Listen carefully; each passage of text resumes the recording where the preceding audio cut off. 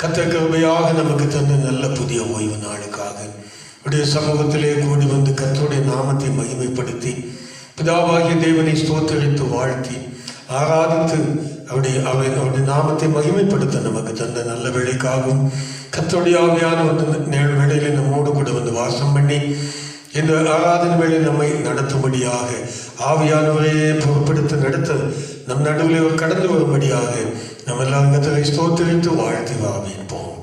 கர்த்தராகிய இயேசுவே உமக்கு ஸ்தோத்திரம் ஸ்தோத்திரம் ஸ்தோத்திரம். நன்றி அறிந்த உள்ளத்தோடு துதிக்கவும் துதிக்கவும் துதிக்கவும். துதிகளின் மத்திலே எப்போது உலாவி கொண்டிருப்பவரே, துதிகளின் மத்திலே வாசம் பண்ணி கொண்டிருப்பவரே, தேவ தூதர்களாலும் கேருபீன்களாலும் சேராபீன்களாலும் 24 மூப்பர்களாலும் எப்போதும் துதிக்கப்படத்தக்கவரே, துதிக்கப்பட்டு கொண்டிருப்பவரே, அடியாக இந்த நேரத்தில் அவளோடு சேர்ந்து உம்மை துதிக்கும் பாக்கியத்தை பூமியில் எங்களுக்கு தந்தீரே, உமக்கு ஸ்தோத்திரம் ஸ்தோத்திரம். நல்ல ஆராதனை நேரத்தை எங்களுக்கு தந்த தயவுக்காக ஸ்தோத்திரம். பிதாவே, உடைய பரிசுத்த நாமமாகிய கர்த்தராகிய இயேசுவின் நாமத்தினாலே கூடி வந்து உம்மை நாங்கள் ஆராதிக்க பிதாவாகிய தேவனை ஸ்தோத்திரித்து மகிமைப்படுத்த எங்களுக்கு நீர் தந்த நல்ல பாக்கியத்துக்காக கோடான கோடி துதிகளை ஏறெடுக்கிறோம். உமக்கு ஸ்தோத்திரம் ஸ்தோத்திரம் ஸ்தோத்திரம் ஸ்தோத்திரம் ஸ்தோத்திரம். பரலோகத்திலே தூதர்கள் கடங்கள் மத்தியிலே உலாவிக் கொண்டிருக்கிற தேவன் ஆவியானவராய் எங்கள் நடுவிலே கடந்து வந்து உலாவும்படியாய் ஆவியாய் இருக்கிற கர்த்தராகிய தேவனை நாங்கள் ஸ்தோத்திரத்தோடு அழைக்கிறோம். துதி பலிகளோடு கூடி வந்து அழைக்கிறோம். கர்த்தராய் இயேசு கிறிஸ்துவின் பாதத்தில் வந்து அமர்ந்து துதியோடு வந்து காத்திருக்கிறோம். துதி பலிகளை ஸ்தோத்திர பலிகளை செலுத்துகிறோம். எங்களுடைய சரீரங்களை பரிசுத்தமும் ஜீவனமுள்ள பலியாக பலிபீடத்திலே தகன பலியாக வைத்துவிட்டு உதட்டின் காளையாகிய ஸ்தோத்திர பலிகளாலே உம்மை நாங்கள் கனம் பண்ணி மகிமைப்படுத்தி வாழ்த்தி வரவேற்கிறோம். கர்த்தராகிய இயேசுவே நீர் மகிமைப்படுவீராக. எங்கள் இரட்சகராகிய இயேசுவே நீர் மகிமைப்படுவீராக. சர்வ சிருஷ்டிக்கும் எஜமானனே நீர் மகிமைப்படுவீராக. உமக்கு ஸ்தோத்திரம் ஸ்தோத்திரம் ஸ்தோத்திரம் ஸ்தோத்திரம் ஸ்தோத்திரம். நன்றியோடு துதிக்கிறோம், நன்றியோடு துதிக்கிறோம், நன்றியோடு துதிக்கிறோம். துதிக்கு பாத்திரராகி உம்மை நாங்கள் துதிக்கிறோம். நன்றியோடு ஸ்தோத்திரிக்கிறோம். ஸ்தோத்திரம் ஸ்தோத்திரம் ஸ்தோத்திரம். ஸ்தோத்திர பலிகளினால் உம்மை நாங்கள் மகிமைப்படுத்தி வாழ்த்தி வரவேற்கிறோம். கர்த்தராகிய இயேசுவே உமக்கு ஸ்தோத்திரம் ஸ்தோத்திரம் ஸ்தோத்திரம் ஸ்தோத்திரம். நன்றியோடு துதிக்கிறோம், நன்றியோடு துதிக்கிறோம், நன்றியோடு துதிக்கிறோம். எங்கள் அருமை இரட்சகராகிய இயேசுவே ஒரு புதிய ஓய்வு நாளை தந்து உடைய சமூகத்திலே நாங்கள் கூடி வரவும் அங்கங்கே வீடுகளிலே கூடியமை ஆராதிக்கவும் இந்த நாளை கூட எங்களுக்கு சேர்த்து தந்திருக்கிறேன். இப்பொழுது நாங்கள் துதிக்கிற எங்கள் நடுவில் நீங்கள் வந்திருப்பதற்காக ஸ்தோத்திரம். உடைய பாதபடியிலே பணிந்து உம்மை நாங்கள் வாழ்த்தி வரவேற்கிறோம். கர்த்தராகிய இயேசுதாமே எங்கள் நடுவில் ஆவியானவராய் வாசம் பண்ணி எங்களோடு கூட உலாவி எங்களோடு கூட இருந்து இந்த ஆராதனை வேளை எங்களுக்கு ஆசீர்வதித்து தந்து நாங்கள் ஆவியோடு உண்மையோடு உண்மை ஆராதிக்க எங்களை நீர் ஆயத்தப்படுத்துவீராக. எங்களுடைய குறைகள் குற்றங்கள் பாவங்கள் எதுவாக இருந்தாலும் எல்லாவற்றையும் நீர் எங்களுக்காக கல்வாரி சிலுவையில் சிந்தின உடைய மகா பரிசுத்த ஜீவனுள்ள இரத்தத்தினாலே கழுவி சுத்திகரிக்க உடைய இரத்தம் எங்கள் மேல் தெளிக்கப்படும் இரத்தத்தினத்தில் வந்து பிதாவே உடைய சமூகத்தில் பாதத்தில் விழுகிறோம். உடைய பரிசுத்தமான இரத்தம் எங்களை கழுவட்டும் பிதாவே. உடைய இரத்தத்தின் வல்லமை எங்கள் மேல் இருக்கட்டும் பிதாவே. நாங்கள் உம்முடைய ஆவியினாலே நிரப்பப்பட்டு ஆவியோடு உம்மை ஆராதிக்க எங்களுக்கு கிருபை தருவீராக. உம்முடைய நல்ல ஆவியான தொடக்கம் முதல் கடைசி வரையில் எங்களோடு கூட எங்களை நடத்துவீராக. இந்த வேளையில் கர்த்தர் மகிமைப்பட வேண்டும் அப்பா. உமக்கு பிரியமான ஆராதனை செய்ய எங்களை நீர் இப்பொழுது பக்குவப்படுத்துவீராக. எங்களை ஆயத்தப்படுத்துவீராக, திடப்படுத்துவீராக, பரிசுத்தம் பண்ணுவீராக, எங்களை பலப்படுத்துவீராக. ஆவியின் பலத்தினாலே நாங்கள் உம்மை முழு பலத்தோடு ஆராதிக்க எங்களுக்கு கிருபை தர வேண்டும் என்று ஜெபித்து ஒப்பு கொடுக்கவும். மீதுள்ள நேரத்தை காலங்களை முடிக்காலத்திலே கொடுக்கவும். அங்கங்கே கூடி குடும்பமாக வீடுகளில் இருந்துமே ஆராதிக்கிற பிள்ளைகள் மத்தியிலையும் உடைய பிரசன்னம் தங்கி இருக்கட்டும். ஆவியானவர் அசைவாடி கொண்டிருப்பீராக. எல்லாரையும் தாழ்த்தி அர்ப்பணிக்கவும். மகிமை எல்லாம் உமக்கு செலுத்துகிறோம். இயேசு கிறிஸ்துவின் நாமத்தில் ஜெபிக்கவும் எங்கள் நல்ல பிதாவே. ஆமென்.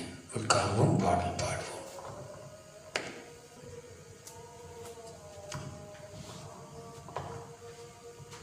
ஹல்லேலூயா. முதலாவது பாடலாக இயேசுராஜன் வந்துவிட்டார், நாம் கூடும் இந்த இடத்திலே ஓசன்னா ஓசன்னா என்று சொல்லி நம்முடைய வந்திருக்கிறதான் அவரை வரவேற்கும் விதமாக என்னோடு கூட சேர்ந்து நீங்கள் இருக்கிற இடங்களிலே கரங்களை தட்டி உற்சாகமாக இயேசுராஜன் வந்து விட்டார், நாம் கூடும் இந்த இடத்திலே என்பதன் பாடலை கரங்களை தட்டி உற்சாகமாக பாடலாமா?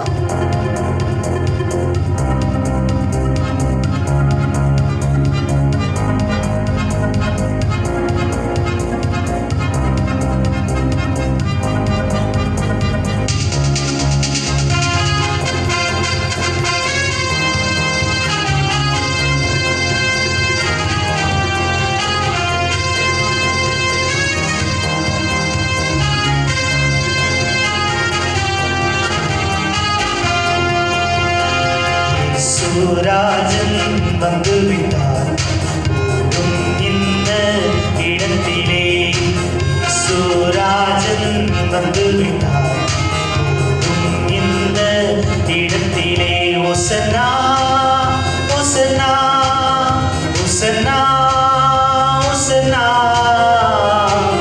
சுராஜன் வந்து விட்டார், இந்த இடத்திலே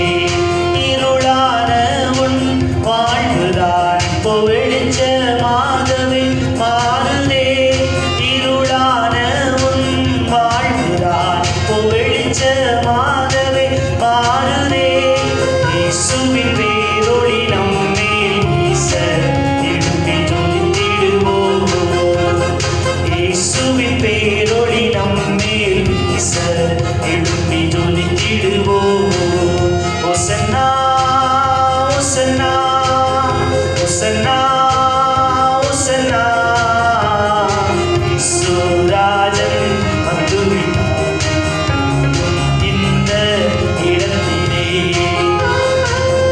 என்னோடு கூட சேர்ந்து இருக்கிற இடங்களிலே சாத்தானை ஜெயித்த இயேசுதான் நம்மில் உலாவிக் கொண்டு இருக்கிறார், நோய்களும் நெய்களும் சாபங்கள் எல்லாம் மறந்து ஓடிடுதே என்று சொல்லி என்னோடு கூட சேர்ந்து கரங்களை தட்டி உற்சாகமாக பாடலாமா?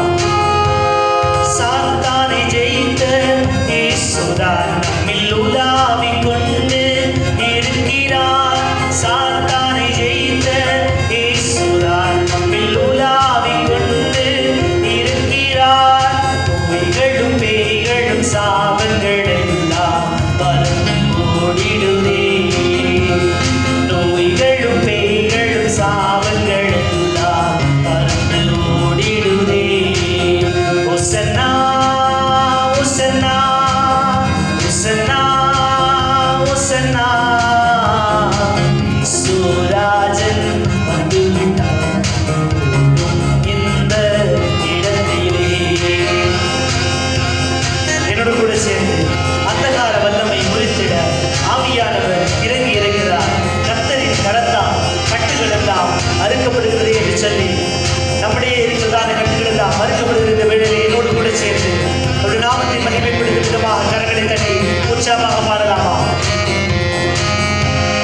அந்தகார வல்லமை முறித்திட ஆவியானவர் இறங்கி இருக்கிறார், அந்தகார வல்லமை முறித்திட ஆவியானவர் இறங்கி இருக்கிறார், கர்த்தரின் கரத்தால் கட்டுகள் எல்லாம் அறுக்கப்படுகிறதே, கர்த்தரின் கரத்தால் கட்டுகள் எல்லாம் அறுக்கப்படுகிறதே, ஒசன்னா ஒசன்னா ஒசன்னா ஒசன்னா இயேசுராஜன் வந்து விட்டார், இந்த இடத்திலே. ஆவியின் வல்லமை நம்மிலே இப்போ அளவில்லாமலே ஊற்றுகிறார், அனலாய் நாம் கொழுந்து விட்டெறிய அக்கினி இறக்கிறது என்று சொல்லி என்னோடு கூட பாடலை கருத்தை உணர்ந்தவிடாக முழுமனதாக கரங்களை கட்டி உற்சாகமாக ஆவியின் வல்லமை நம்மிலே இப்போ அளவில்லாமலே ஊற்றுகிறார், ஆவியின் வல்லமை நம்மிலே இப்போ அளவில்லாமலே ஊற்றுகிறார், அனலாய் நாமும் கொழுந்து விட்டெறிய அக்கினி இறங்கிடுதே, அனலாய் நாமும் கொழுந்து விட்டெறிய அக்கினி இறங்கிடுதே, ஒசன்னா ஒசன்னா ஒசன்னா ஒசன்னா இயேசுராஜன் வந்து விட்டார்,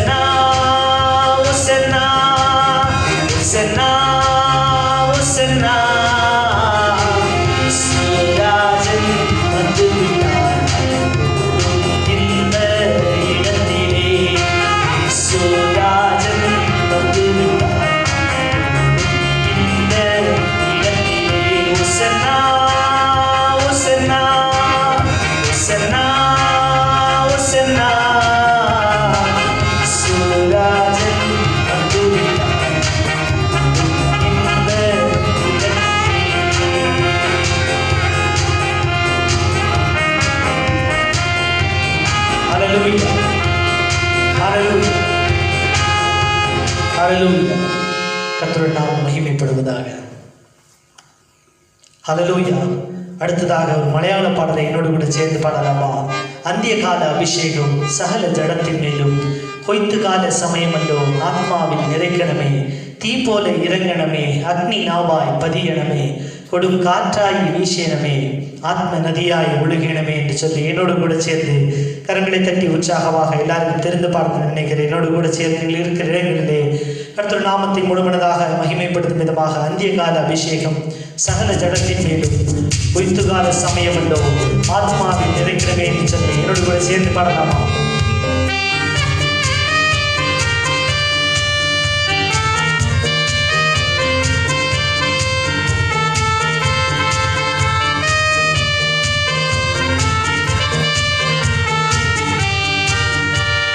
அந்தியகால அபிஷேகம் சகல ஜடத்தின் மேலும் கொய்த்துகால சமயமல்லோ ஆத்மாவில் நிறைக்கணமே. அந்தியகால அபிஷேகம் சகல ஜடத்தின் மேலும் கொய்த்துகால சமயமல்லோ ஆத்மாவில் நிறைக்கணமே, தீ போல இறங்கணமே, அக்னிநாவாய் பதியணமே, கொடுங்காற்றாய் வீசேனமே, ஆத்ம நதியாய் ஒழுகேனமே. தீ போல இறங்கணமே, அக்னிநாவாய் பதியணமே, கொடுங்காற்றாய் வீசேனமே, ஆத்ம நதியாய் ஒழுகேனமே. അസ്ഥിയുടെ താഴ്വരയിൽ ഒരു സൈന്യത്തെ ഞാൻ കാണുന്നു, അധികാരം പകരണമേ, ഇനി ആത്മാവിൽ പ്രവചിച്ചിടാം. അസ്ഥിയുടെ താഴ്വരയിൽ ഒരു സൈന്യത്തെ ഞാൻ കാണുന്നു, അധികാരം പകരണമേ, ഇനി ആത്മാവിൽ പ്രവചിച്ചിടാം. തീ പോലെ ഇറങ്ങണമേ, അഗ്നിനാവായി പതിയണമേ, കൊടുങ്കാറ്റായി വീശേണമേ, ആത്മനദിയായി ഒഴുകേണമേ. തീ പോലെ ഇറങ്ങണമേ, അഗ്നിനാവായി പതിയണമേ, കൊടുങ്കാറ്റായി വീശേണമേ, ആത്മനദിയായി ഒഴുകേണമേ.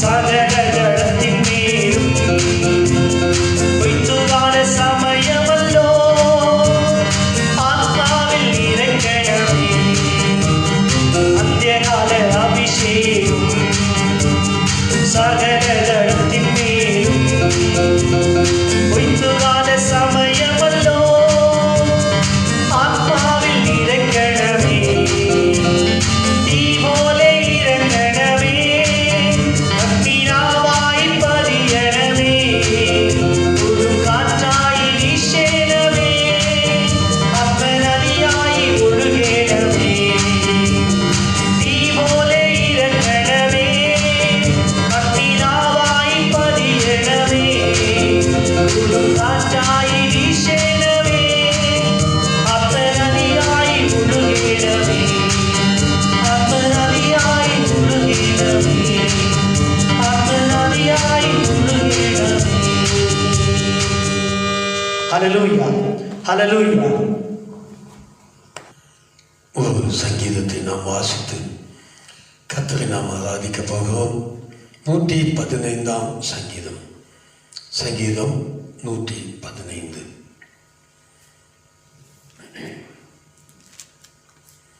எங்களுக்கு அல்ல கர்த்தாவே, எங்களுக்கு அல்ல, உமது கிருபை நிமித்தமும் உமது சத்தியத்தின் நிமித்தமும் உம்முடைய நாமத்திற்கே மகிமை வரப்பண்ணும். அவர்களுடைய தேவன் இப்பொழுது எங்கே என்று புறஜாதிகள் சொல்வானே. நம்முடைய தேவன் பரலோகத்தில் இருக்கிறார், தமக்கு சித்தமான யாவையும் செய்கிறார். அவர்களுடைய விக்கிரகங்கள் வெள்ளியும் பொன்னும் மனுஷனுடைய கைவேலையுமாய் இருக்கிறது. அவைகளுக்கு வாயிருந்தும் பேசாது, அவைகளுக்கு கண்கள் இருந்தும் காணாது, அவைகளுக்கு காதுகள் இருந்தும் கேளாது, அவைகளுக்கு மூக்கிருந்தும் முகராது, அவைகளுக்கு கைகள் இருந்தும் தொடாது, அவைகளுக்கு கால்கள் இருந்தும் நடவாது, தங்கள் தொண்டையால் சத்தமிடவும் மாட்டாது. அவைகளை பண்ணுகிறவர்களும் அவைகளை நம்புகிறவர்கள் யாவரும் அவைகளைப் போலவே இருக்கிறார்கள். இஸ்ரவேலே, கர்த்தரை நம்பு, அவரே அவர்களுக்கு துணையும் அவர்களுக்கு கேடகமாய் இருக்கிறார். ஆரோன் குடும்பத்தாரே, கர்த்தரை நம்புங்கள், அவரே அவர்களுக்கு துணையும் அவர்களுக்கு கேடகமாய் இருக்கிறார். கர்த்தருக்கு பயப்படுகிறவர்களே, கர்த்தரை நம்புங்கள், அவரே அவர்களுக்கு துணையும் அவர்களுக்கு கேடகமாய் இருக்கிறார். கர்த்தர் நம்மை நினைத்திருக்கிறார், அவர் ஆசீர்வதிப்பார். இஸ்ரவேல் குடும்பத்தாரை ஆசீர்வதிப்பார், அவர் ஆரோன் குடும்பத்தாரை ஆசீர்வதிப்பார். கர்த்தருக்கு பயப்படுகிற பெரியோரையும் சிறியோரையும் ஆசீர்வதிப்பார். கர்த்தர் உங்களையும் உங்கள் பிள்ளைகளையும் வர்த்திக்க பண்ணுவார். வானத்தையும் பூமியும் படைத்த கர்த்தராலே நீங்கள் ஆசீர்வதிக்கப்பட்டவர்கள். வானங்கள் கர்த்தருடையவைகள், பூமியையோ மனுபுத்திரருக்கு கொடுத்தார். மறித்தவர்களும் மௌனத்தில் இறங்குகிற அனைவரும் கர்த்தரை துதியார்கள். நாமோ இது முதல் என்றென்றைக்கும் கர்த்தரை ஸ்தோத்தரிப்போம். அல்லேலூயா. இந்த சங்கீதத்தை நாம் படிக்கும்போது சபைக்கு தேவன் கொடுத்திருக்கிற மிகப்பெரிய ஆசீர்வாதம், கர்த்தரை நம்புகிற பிள்ளைகளை தேவன் ஆசீர்வதிக்கிறதாக இந்த வேதத்திலே, இந்த சங்கீதத்தில் எழுதியிருக்கிறது. கர்த்தருடைய பிள்ளைகள் தேவனுக்கு பயப்பட வேண்டும். பயப்படுகிறது மாத்திரமல்ல, அவரை நம்பவும் வேண்டும். அநேகர் கர்த்தருக்கு பயப்படுகிறார்கள், ஆனால் எந்த அளவுக்கு நாம் அவரை நம்பியிருக்கிறோம் என்பதுதான் கவனிக்க வேண்டிய விஷயம். கர்த்தருக்கு பயந்து அவரை நம்ப வேண்டும் என்று எழுதப்பட்டிருக்கிறது. கர்த்தருக்கு பயப்படுகிறவர்களே, நீங்கள் கர்த்தரை நம்புங்கள். எல்லாரும் கர்த்தருக்கு பயப்பட வேண்டும். பயப்படுகிற அனைவரும் கர்த்தரை நம்ப வேண்டும். அப்பொழுதுதான் தேவன் நம்மை ஆசீர்வதிக்கிறார் என்று எழுதப்பட்டிருக்கிறது. மாத்திரமல்ல, அவர் இந்த பூமியிலே வாழ்கிற எல்லா மக்களையும் தேவன் ஆசீர்வதிக்கிறவர் தான். ஆனால் அநேகர் இன்றைக்கு இந்த தேவனை, ஆசீர்வதிக்கிற தேவனை அறியாமல் இருக்கிறபடினால் யாருக்கு பயப்படுகிறோம், யாரை நம்புகிறோம் என்று அறியாமல் இருக்கிறார்கள். ஆகவே ஆசீர்வாதத்தை இழந்து போகிறார்கள். அதையும் வேதம் அப்படி சொல்லுகிறதாக நம் வேதத்திலே படிக்கிறோம். அவைகளை பண்ணுகிறவர்களும் அவைகளை நம்புகிறவர்கள் யாவரும் அவைகளைப் போலவே இருக்கிறார்கள். தேவனை அறியாத ஜனம் தங்களுக்கென்று தேவர்களை உண்டு பண்ணி கொண்டதை நம்புகிறார்களாம். ஆகவே அவர்கள் ஆசீர்வாதத்தை பெறாமல் பலவிதமான வேதனைக்குள்ளாகிறதாக நம் வேதத்தில் படிக்கிறோம். ஆனால் கர்த்தருடைய ஜனமோ கர்த்தருக்கு பயப்பட்டு அவரை நம்பும் போது அவர் நம்மை குடும்பமாக ஆசீர்வதிப்பதாக இங்கே எழுதப்பட்டிருக்கிறது. அவருக்கு பயந்து அவரை நம்புகிற பிள்ளைகளை அவர் இப்போது நினைத்து நம்முடைய தேவைகள் எல்லாம் அறிந்து அவ்வப்போது கொடுத்து நம்மை ஆசீர்வதிக்கிறாராம். ஆகவே தான் கடைசி வசனத்தில் நாம் வாசிக்கிறோம், நாமோ இது முதல் என்றென்றைக்கும் கர்த்தரை ஸ்தோத்தரிப்போம் அல்லேலூயா என்று எழுதப்பட்டிருக்கிறது. நம்மை ஆசீர்வதிக்கிற தேவனுக்கு நாம் செய்கிற பிரதிபலன் என்ன? வெள்ளியை கொடுக்க முடியுமோ, பொன்னை கொடுக்க முடியுமோ? இல்லை. நம்மை நாமே பலிபீடத்தில் தகன பலியாக வைத்து நம்முடைய ஸ்தோத்திர பலிகளை தேவனுக்கு ஏறெடுத்து அல்லேலூயா தேவனுக்கு மகிமை என்று அவரை மகிமைப்படுத்துவதுதான் நம்மை ஆசீர்வதிக்கிற தேவனுக்கு நாம் கொடுக்கிற பிரதிபலன். இது ஒன்றைத்தான் அவர் எதிர்பார்க்கிறார். அதற்காகவே இந்த ஓய்வு நாளை தேவன் நமக்கு ஆயத்தப்படுத்தி கொடுத்திருக்கிறார். இந்த நாளிலே நாம் தேவனை ஆராதிக்க வேண்டும். நாம் 6 நாட்கள் வேலை செய்கிறோம். நம்முடைய வேலைகளை ஆசீர்வதிக்கிறார். நம்முடைய சரீரத்திலே ஆத்மாவிலே பலம் தந்து நம்மை ஆசீர்வதிக்கிறார். நம்முடைய குடும்பத்தை ஆசீர்வதிக்கிறார். நம்முடைய பிள்ளைகளை ஆசீர்வதிக்கிறார். அப்பேற்பட்ட தேவனுக்கு நாம் செய்கிற பிரதிபலன், கொடுக்கிற பிரதிபலன் ஒன்றுமல்ல, நம்மை நாமே கொடுத்து ஸ்தோத்திர பலியினாலே நாம் தேவனை மகிமைப்படுத்த கடமைப்பட்டிருக்கிறோம். அதைத்தான் நாம் இந்த சங்கீதத்தில் படிக்கிறோம். ஆகவே இதுவரையிலும் ஆசீர்வதித்த தேவன் இனியும் நம்மை காலமெல்லாம் காத்து ஆசீர்வதிக்க அவர் சர்வ வல்லமையுள்ள தேவனாக இருக்கிறார். அவர் கர்த்தருடைய பிள்ளைகளை ஆசீர்வதிக்கிறவர், கர்த்தருக்கு பயந்தவரை நம்புகிறவர்களை ஆசீர்வதிக்கிறவர் என்று நாம் படித்து விட்டோம். ஆகவே நம்மை ஆசீர்வதித்த இனியும் ஆசீர்வதிக்க போகிற நம்முடைய தேவனுக்கு ஸ்தோத்திர பலி செலுத்தி நம்ம எல்லாரும் அவரை ஆராதிக்க போகிறோம். சில நிமிஷ நேரங்கள் நம்ம எல்லாரும் கர்த்தரை ஸ்தோத்திரித்து ஆராதிக்கலாம். நம்மை முதலாவதாக பலிபீடத்தில் வைத்து விடுவோம். நம்முடைய சரீரமாகிய இந்த பலியை தேவனுக்கு சுகந்த வாசனையான சர்வாங்க தகன பலியாய் படைத்துவிட்டு பலிபீடத்தில் வைத்துவிட்டு, ஆண்டவரே என் சரீரத்தை பரிசுத்தமும் ஜீவனுமான பலியாக அர்ப்பணித்துவிட்டு என் உதட்டின் காளையாகிய ஸ்தோத்திர பலியை உண்மையோடு உத்தமத்தோடு பயத்தோடு நடுக்கத்தோடு நம்பிக்கையோடு நான் ஸ்தோத்திர பலிகளை செலுத்தி ஆராதிக்கிறேன். நீ மகிமைப்பட வேண்டும் அப்பா. என்னை ஆசீர்வதித்த தேவனுக்கு, என்னை ஆசீர்வதிக்கிற தேவனுக்கு, ஆசீர்வதிக்க போகிற தேவனுக்கு நான் செலுத்தக்கூடிய ஒரே பிரதிபலன் இதுதான். நீ அதை மாத்திரமே எதிர்பார்க்கிறேன் என்று நான் அறிந்து விட்டேன். ஆகவே இது முதல் நாங்கள் என்றென்றைக்கும் கர்த்தரை துதித்து ஆராதிப்போம் என்று சொல்லி நம்ம எல்லாம் கர்த்தரை ஸ்தோத்தரித்து ஆராதிக்கலாம். எங்கள் கர்த்தராகிய இயேசுவே, உமக்கு ஸ்தோத்திரம் ஸ்தோத்திரம் ஸ்தோத்திரம் ஸ்தோத்திரம். முதலாவது நீர் எங்களை ஆசீர்வதித்த நன்மைகளுக்காக எத்தனையோ நன்மைகளை தந்து எங்களை இம்மட்டும் நடத்தி ஆசீர்வதித்திருக்கிறேன். என்னை ஆசீர்வதித்திருக்கிறேன், சபையை ஆசீர்வதித்திருக்கிறேன், குடும்பங்களை ஆசீர்வதித்திருக்கிறேன், என்னுடைய பிள்ளைகளை ஆசீர்வதித்திருக்கிறேன், கையின் பிரயாசங்களை ஆசீர்வதித்திருக்கிறேன். எங்களை ஆசீர்வதித்துக் கொண்டே இருக்கிற தேவன், ஆசீர்வதிக்க போகிற தேவன், என்னாலும் எங்கள் கூட இருந்து எங்களை ஆசீர்வதிக்கிற சர்வ வல்லமையுள்ள இஸ்ரவேலின் தேவனே, உம்மை நாங்கள் ஸ்தோத்திரத்தோடு ஆராதனை செய்கிறோம். உமக்கு செய்ய வேண்டிய பிரதிபலன் அது ஒன்றுதான். நீர் பிரியப்படுகிற ஆராதனை முழு உள்ளத்தோடு நாங்கள் உமக்கு செலுத்தி பிதாவே நாங்கள் உம்மை ஆராதிக்கிறோம். ஸ்தோத்திரத்தோடு துதி பலிகளோடு எங்கள் கர்த்தரை இது முதல் என்றென்றைக்கும் ஸ்தோத்திரிப்போம். அல்லேலூயா என்று மகிமைப்படுத்துவோம் என்று இந்த நாளிலே எங்கள் கர்த்தரை துதித்து ஆராதிக்கிறோம். அல்லேலூயா அல்லேலூயா அல்லேலூயா. எங்களை ஆசீர்வதிக்கிற தேவனை துதிக்கிறோம். பிதாவே உம்மை துதிக்கிறோம், பிதாவே உம்மை துதிக்கிறோம், நன்றியோடு உம்மை துதிக்கிறோம், நன்றியோடு உம்மை துதிக்கிறோம். ஒவ்வொரு நாள் எங்களோடு கூட எங்களை கரம்பிடித்து வழி நடத்தி பிதாவே எங்களை ஏந்தி சுமந்து தப்புவித்து எங்களை ஆசீர்வதித்த தேவனை நாங்கள் துதி செலுத்தி ஆராதிக்கிறோம். உம்முடைய பாதபடியிலே விழுந்து நாங்கள் உம்மை ஆராதிக்கிறோம். உம்முடைய பரிசுத்தமான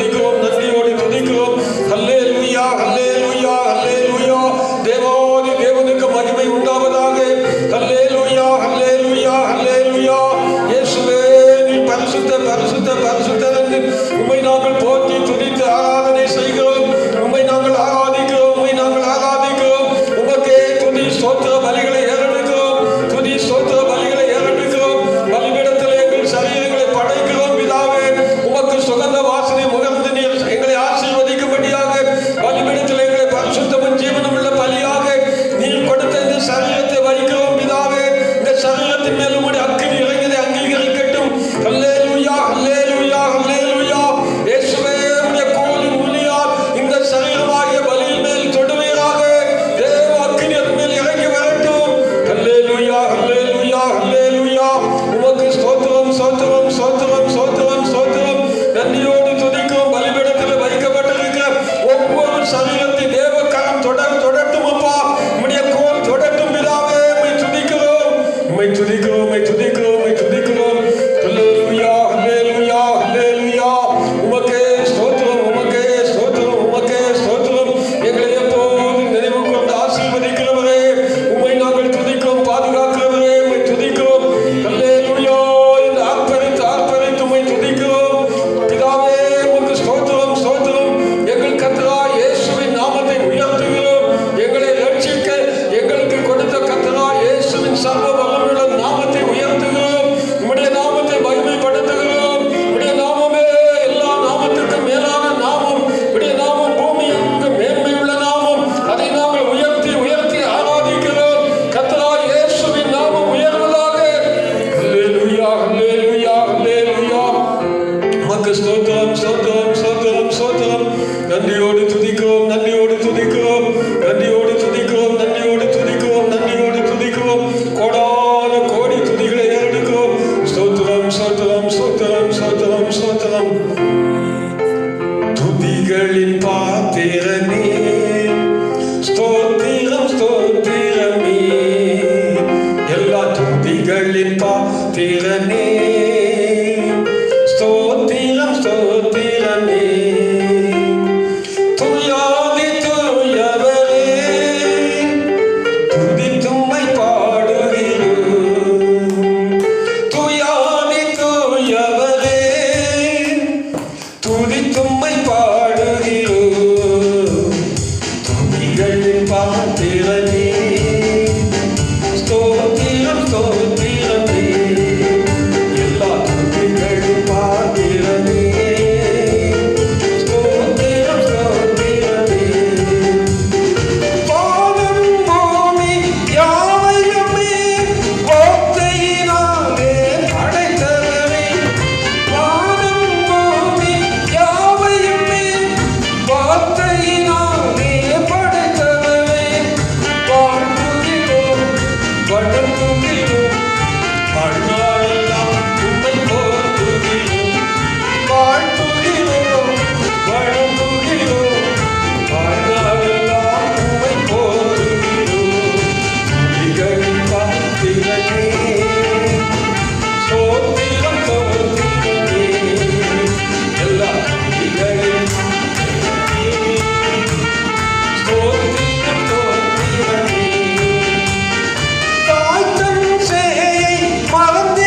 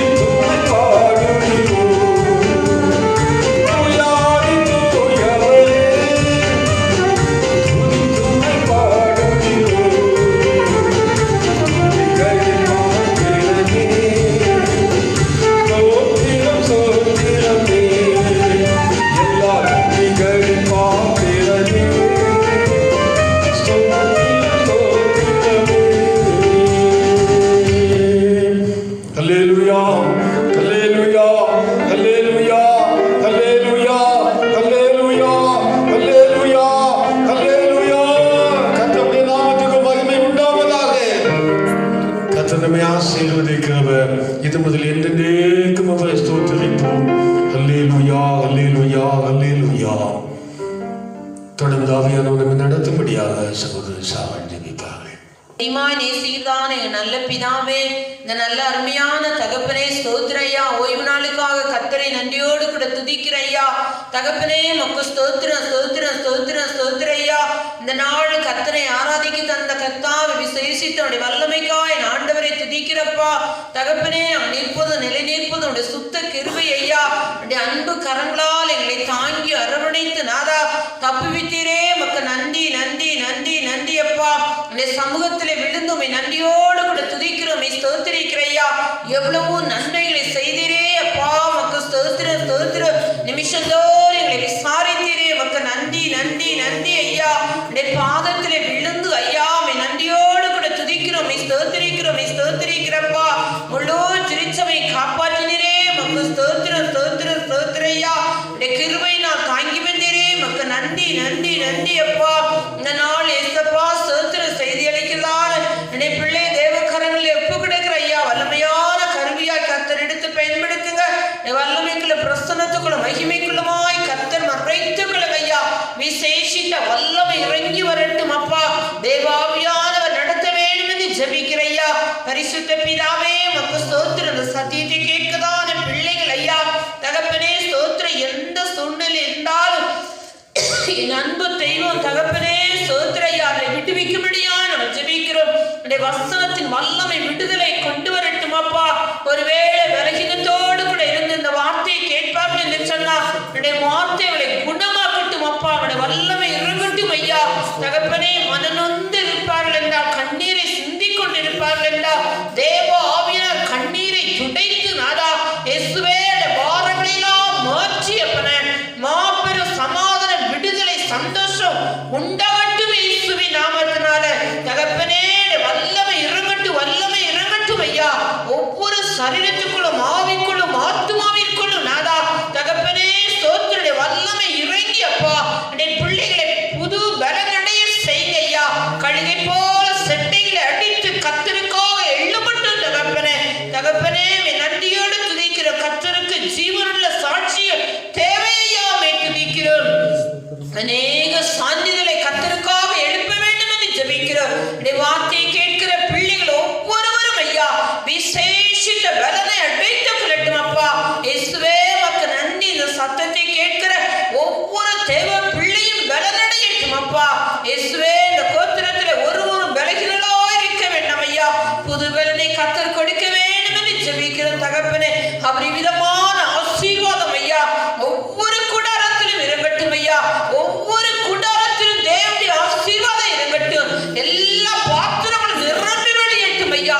விசேஷித்த வல்லமை மகிமை ஆசீர்வாதம் ஒவ்வொருவரை சூழ்ந்து கொள்ளட்டும் அப்பா. பரிசுத்தாவினர் தொடர்ந்து நடத்துங்க தெய்வமே அப்பா. சத்தியத்தை கேட்டு மகா பெரிய வருகைக்கு நாதா புத்திசாலித்தனமாய் காணப்பட எங்களுக்கு உதவி செய்யுங்க ஐயா.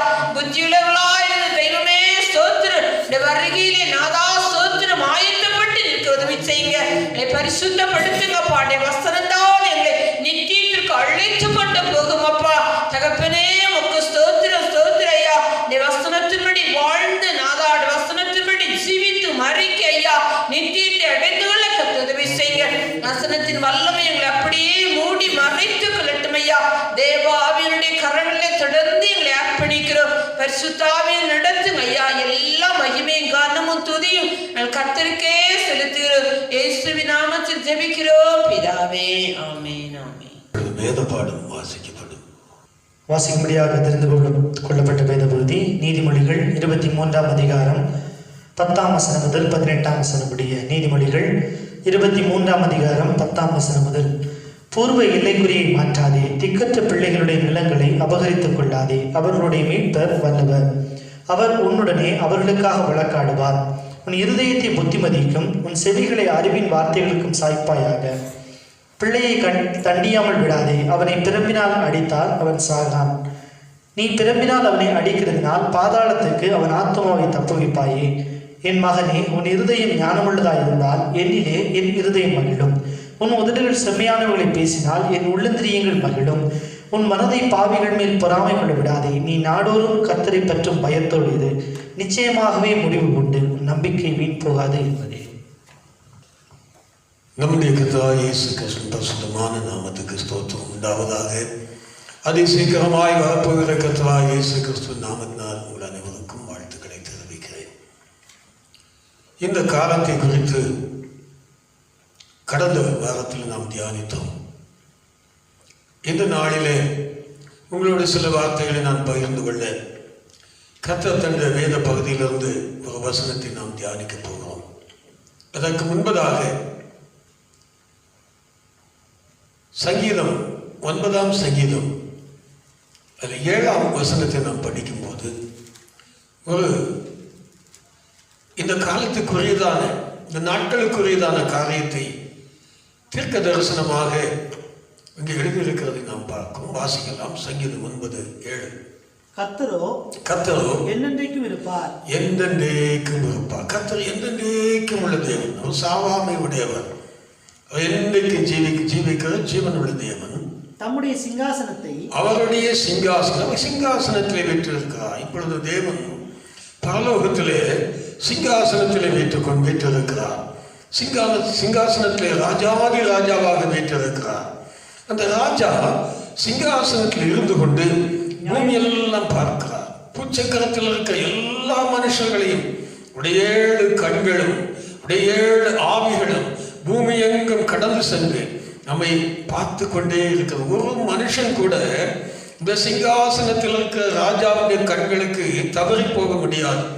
எல்லாரோட கண்கள் பார்த்து கொண்டு இருக்கும். அப்பேற்பட்ட பெரிய ராஜாதி ராஜா தேவாதி தேவன் அவர் சிங்காசனத்திலே இப்பொழுது வீற்றிருக்கிறார். வாசிக்கலாம்.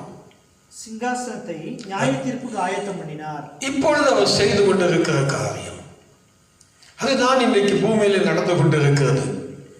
அந்த வசனம் சொல்லுகிறது, அவர் சிங்காசனத்தை என்ன செய்கிறாராம்? நியாய தீர்ப்புக்கு நியாயாசனமாக ஆயத்தப்படுத்தி கொண்டிருக்கிறார். ஏன் ஆயத்தப்படுத்துகிறார்?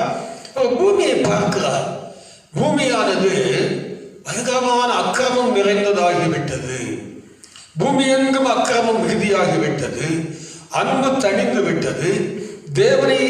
தேவனுக்கு பயப்படுகிற பயம் இல்லாமல் போய்விட்டது. துணிகரமான பாவங்கள் பூமியிலே நிறைந்து விட்டதாக அவர் பார்க்கிறபடினால் இப்பொழுது அவருடைய சிங்காசனத்தை நியாயாசனமாக ஆயத்தப்படுத்தி கொண்டிருக்கிறார்.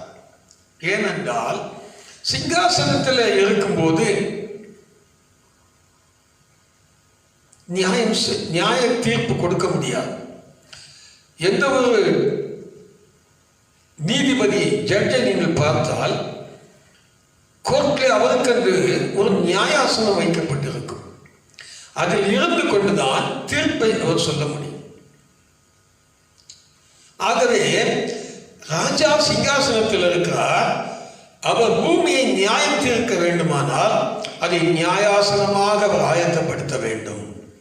இந்த காலம் அந்த காலம் என்பதை நாம் அறிந்து கொள்ள கடமைப்பட்டிருக்கிறோம். தேவன் இப்பொழுது அந்த ராஜாசனத்தை நியாயாசனமாக ஆயத்தப்படுத்தி கொண்டிருக்கிறார். அவர் நியாயாசனத்திலே உட்கார்ந்து விட்டால் அதற்கப்புறம் அவர் நியாயாதிபதி. ராஜாவாய் இருக்கிறவர் நியாயாதிபதி ஆகிவிடுகிறார். ஒரு ராஜாவாக இருந்தாலும் நம்முடைய தேசத்தை கூட இங்கே எடுத்துக்கொண்டால் தேசத்துக்கு மிகப்பெரிய தலைவர் ஜனாதிபதியோ அல்லது பிரதமரையோ நீங்கள் வைத்துக் கொள்ளலாம். அவர்கள் யாராயிருந்தாலும் நியாயாசனத்தில் உட்கார்ந்தவர்கள் நியாயம் தீர்க்க முடியாது. கோர்ட்டுக்கு போகும்போது அங்கே ஒரு ஜட்ஜ் இருப்பார், நியாயாதிபதி. எவ்வளவு பெரிய ஆளுகளானாலும் அந்த ஜட்ஜுக்கு முன்பதாகத்தான் அவர் நிற்க வேண்டும். அவர்தான் அந்த நியாய தீர்ப்பை கொடுக்கிறவர். ஆகவே தேவன் தம்முடைய சிங்காசனத்தை நியாயாசனமாக மாற்றி அதில் உட்கார்ந்து விட்டால் அவர் நியாயாதிபதி. அதுக்கப்புறம் அந்த நியாயாதிபதி யாருக்கும் பட்சபாதம் பண்ண முடியாது. அதனால தான் அவர் பேர் நியாயாதிபதினு வச்சிருக்கு. நியாயத்துக்கு அதிபதி அவர். ஒரு ஜட்ஜ் என்று சொன்னால் நியாயத்துக்கு மட்டுமே அதிபதி. அவரிடத்துல ஒரு அநியாயமான காரியத்தையும் பார்க்க கூடாது. அதனால்தான் நியாயாதிபதினு எழுதியிருக்கு. நியாயத்துக்கு மாத்திரம் அதிபதி. அந்த ஆசனத்தில் அவர் அமர்ந்து விட்டால் நியாயாசனத்தில் அமர்ந்து விட்டால் நியாயத்தை மட்டும்தான் சொன்ன, அண்ணனோ தம்பியோ தகப்பனோ பிள்ளை யாரா இருந்தாலும் சரி, நியாயத்தை மட்டும்தான் சொன்னா உலகத்துல அப்படி பார்க்க முடியாது. உண்மையான நியாயாதிபதிகள் அப்படித்தான் இருப்பாங்க. நீதிபதிகள் நீதிக்கு தான் அவர்கள் எப்பொழுதும் சாதகமாக இருப்பார்கள். அநீதிக்கு அவர்கள் எந்த இடமும் கொடுக்கவே மாட்டார்கள். அதுக்கு தான் நம்ம கோர்ட்டுக்கு போகவும் கோர்ட்டை நம்பி இருக்கோம். இதே போலதான் கர்த்தராகிய இயேசு தன்னுடைய சிங்காசனத்தை இப்படி நியாயாசனமாக மாற்றி உட்கார்ந்து விட்டால் அதற்கப்புறம் அவர் நீதிபதி, நியாயாதிபதி. அவர் சொல்லுகிற அவருடைய தீர்ப்புகள் எல்லாம் சரிசமமாக இருக்கும். பூமியை நீதியோடு அவர் நியாயம் இருக்கிற தேவன். பட்சபாதமே இருக்காது. யார் தவறு செய்கிறார்களோ அவர்களை அவர் சிக்ஷைக்குட்படுத்துவார். யார் தவறு செய்யவில்லையோ அவளை விடுவிப்பார். இது ரெண்டும் அங்கே நடக்கிறது. நல்லா கவனிக்கணும். கோர்ட்ல நீதி ஸ்தலத்திலே நியாயாதிபதிக்கு ரெண்டு காரியம் உண்டு.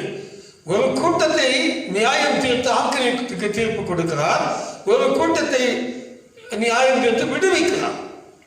இது ரெண்டும் நடக்கிறது. அதே போலதான் கர்த்தராகிய இயேசுவும் நியாய தீர்ப்பு நாளிலே அவர் நியாயாசனத்தில் இருந்து கொண்டு தீர்ப்பு செய்ய போகிறார். அது கடைசி தீர்ப்பு. அதுக்கு தான் இப்ப நியாயாசனத்தை சிங்காசனத்தை மாற்றிக்கொண்டு ஆயத்தப்படுத்தி கொண்டு வருகிறார். அதுக்கு முன் அடையாளமாக சில சின்ன சின்ன தீர்ப்புகள் வரும். அவைகள் தான் இந்த பூமியில நடக்கிறதான பாழ்கடிப்புகள். சின்ன சின்ன தேவனுடைய கோபத்தின் நிமித்தமாக வர ஆக்கினைகள் வரும். ஆனால் நியாய தீர்ப்பு கடைசி நாளில் தான் வரும். அந்த நியாய தீர்ப்பு நாளுக்கென்று ஆயத்தம் பண்ணி கொண்டிருக்கிறார். இப்பொழுது இயேசு கிறிஸ்து உலகத்துக்கு வருவதற்கும் இரண்டாவது வருவதற்கும் அவர் ஆயத்தமாகி கொண்டிருக்கிறார். அவர் ஆயத்தமாகி வந்து சபையை எடுத்துக்கொண்டு பரலோகத்திலே சேர்ப்பார். அதற்கப்புறம் தான் இந்த நியாய தீர்ப்புகள் எல்லாம் நடக்கும். அதற்குத்தான் தன்னுடைய சிங்காசனத்தை ஒரு நியாய தீர்ப்புக்கென்று ஆயத்தப்படுத்திக் கொண்டிருக்கிறார். அது நியாயாசனமாக மாறப்போகிறது. அதற்கு முன்பதாக பூமியில் இருக்கிற ஜனங்களும் தேவனை அறிந்து கொள்ள வேண்டும். இந்த நியாயாதிபதி, இந்த நீதிபதியை, உண்மையாய் நீதி செய்கிறவரை, நியாயம் இருக்கிறவரை, பட்சபாதம் இல்லாமல் நியாயம் இருக்கிறவரை எல்லா ஜனமும் அறிய வேண்டும் என்பதற்காகத்தான் இவைகள் எல்லாம் முன்னதாக எழுதப்பட்டிருக்கிறது. அவன் ஆயத்தம் பண்ணி கொண்டிருக்கா. வருகை சமீபம், எல்லாரும் ஆயத்தமாங்க என்று சொல்லி முன்னதாக நமக்கு அறிவிப்பு, எச்சரிப்பு வந்து கொண்டே இருக்கிறது. இதை இந்த நாட்களில் இருக்கிற கிறிஸ்தவர்களானாலும் சரி, கிறிஸ்தவர்கள் அல்லாதவர்களானாலும் சரி, எல்லாரும் இதை கவனிக்க வேண்டும். எல்லாருக்கும் நியாய தீர்ப்பு இருக்கிறது. ஒரு மனுஷனும் தப்பிக்க முடியாது.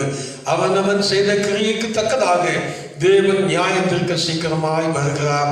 அவருடைய சிங்காசனம் நியாயாசனமாக மாற்றப்பட்டு கொண்டிருக்கிறது, ஆயத்தப்படுத்தப்பட்டு கொண்டிருக்கிறது என்பதை நாம் அறிந்து கொள்ள வேண்டும் என்பதை இந்த நாளில் ஆவியானவர் நமக்கு உணர்த்துகிறார்.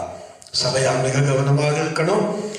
அந்த நியாய தீர்ப்பின் நாளிலே நாம் ஆக்கினைக்குள்ளார்களாக தீர்க்கப்படாதபடி விடுவிக்கப்பட்டவர்களாக தேவ ராஜ்யத்தை சுதந்திரிக்கத்தக்கதாக நம்மையும் நாம் ஆயத்தமாக்க வேண்டியவர்களாக இருக்கோம். இப்பொழுது நாம் வேத பகுதியிலிருந்து வாசித்த பகுதியில் ஒரு வசனத்தை நாம் தியானிக்க போகிறோம். வாசிக்கலாம். நீதிமொழிகளின் புஸ்தகம் 23ஆம் அதிகாரம் வாசித்தோம். அதில் 18ஆம் வசனத்தை படிக்கலாம். நிச்சயமாகவே முடிவு உண்டு. சரி, நம்பிக்கை வீண் போகாது. நிச்சயமாக எல்லாவற்றுக்கும் ஒரு முடிவு உண்டு. நம்முடைய இந்த உலக வாழ்க்கைக்கு ஒரு முடிவு உண்டு. இந்த உலகத்தில் இருக்கிற பாடுகளுக்கு முடிவு உண்டு. உலகத்தில் இருக்கிற சந்தோஷத்துக்கு முடிவு உண்டு. எல்லாவற்றுக்கும் ஒரு முடிவு இருக்கிறது. நாம் செய்கிற ஒவ்வொரு காரியத்திற்கும் ஒரு முடிவு இருக்கு. முடிவில்லாத காரியம் இந்த பூமியில் இல்லவே இல்லை. முடிவில்லாதது பரலோகத்தில் மாத்திரம்தான். பூமியில எல்லாவற்றுக்கும் முடிவு உண்டு. அதை முதலாவது நம்ம படிச்சுக்கிடணும். அந்த முடிவு, அதை பிரசங்க சொல்லுகிறார், ஒரு காரியத்தின் துவக்கத்தை பார்க்கிலும் முடிவு ரொம்ப முக்கியமானது. ஏன்?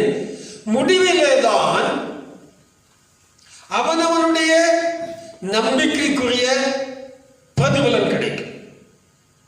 இந்த உலகத்தில் வாழ்ந்திருக்கும் போது முடிவிலே தான் நம்முடைய இந்த பூமியில வாழ்கின்ற மக்களுடைய நம்பிக்கை, வாழ்க்கை, கிரியைகள் இவைகளுக்குரிய பிரதிபலனை பார்க்க முடியும். ஆகவே நான் முதலாவது இங்கே ஞானி சொல்லுகிறார், எல்லாவற்றுக்கும் முடிவு உண்டு. சொல்லிட்டு சொல்லுகிறார், வாசிக்கலாம். உன் நம்பிக்கை வீண் போகாது. எல்லாவற்றுக்கும் முடிவு உண்டு. அந்த முடிவு வரும்போதும் உன் நம்பிக்கை வீண் போகாது. அதற்கு மிகப்பெரிய பிரதிபலன் உண்டு என்று சொல்லுகிறார். இந்த உன் நம்பிக்கைக்கு என்று யாரை குறித்து சொல்லுகிறார்? அதான் ரொம்ப முக்கியமான காரியம். எல்லாவற்றுக்கும் முடிவு உண்டு, எல்லாருக்கும் முடிவு இருக்கிறது. ஆனால் உன் நம்பிக்கை என்ன? உன் நம்பிக்கை வீண் போகாது. அதுக்கு ஏதோ பிரதிபலன் இருக்கிறது. அப்படியானால் அந்த பிரதிபலனை பெற்றுக் கொள்ளத்தக்கதான நம்பிக்கை கர்த்தருடைய பிள்ளைகளுக்கு இருக்க வேண்டியது. கர்த்தருடைய பிள்ளைகளுக்கு சொல்லப்பட்ட வார்த்தை. அதனால்தான் உன் நம்பிக்கை என்று எழுதப்பட்டிருக்கிறது. 9ஆம் சங்கீதத்தில் 18ஆம் வசனத்தை படிக்கலாம். எளியவன் என்றைக்கும் மறக்கப்படுவதில்லை. சிறுமைப்பட்டவருடைய நம்பிக்கை ஒருபோதும் கெட்டு போகாது, அது வீண் போகாது. இன்றைக்கு நம்முடைய நம்பிக்கையை குறித்து நாம் ஆராய்ந்து பார்க்க வேண்டியவர்களாக இருக்கோம். ஏனென்று சொன்னால் முடிவு சமீபமாயிருக்கிறது. உலகத்தின் முடிவு சமீபமாயிருக்கிறது. கர்த்தருடைய வருகை சமீபமாயிருக்கிறது. ஆகவே நாம் கர்த்தராகிய தேவனை நாம் நம்பி இருக்கிறோம். கர்த்தராகிய இயேசுவின் பேரில் நாம் நம்பிக்கை வைத்திருக்கிறோம். நம்முடைய நம்பிக்கை வீண் போகாது என்று எழுதியிருக்கின்ற காரணம் என்ன? நான் மற்றவர்களை குறித்து பேசவில்லை. இப்பொழுது நாம் சபையை குறித்து பேசுகிறோம். நாம் எல்லாமே கர்த்தராகிய இயேசுவை நம்பி இருக்கோம். நம்முடைய நம்பிக்கை தேவன் தான். அவரை நம்பி இந்த பூமியில வாழ்ந்து கொண்டிருக்கிறோம். அவரை நம்பாவிட்டால் நம் சபையில் இருந்த புண்ணியமும் இல்லை.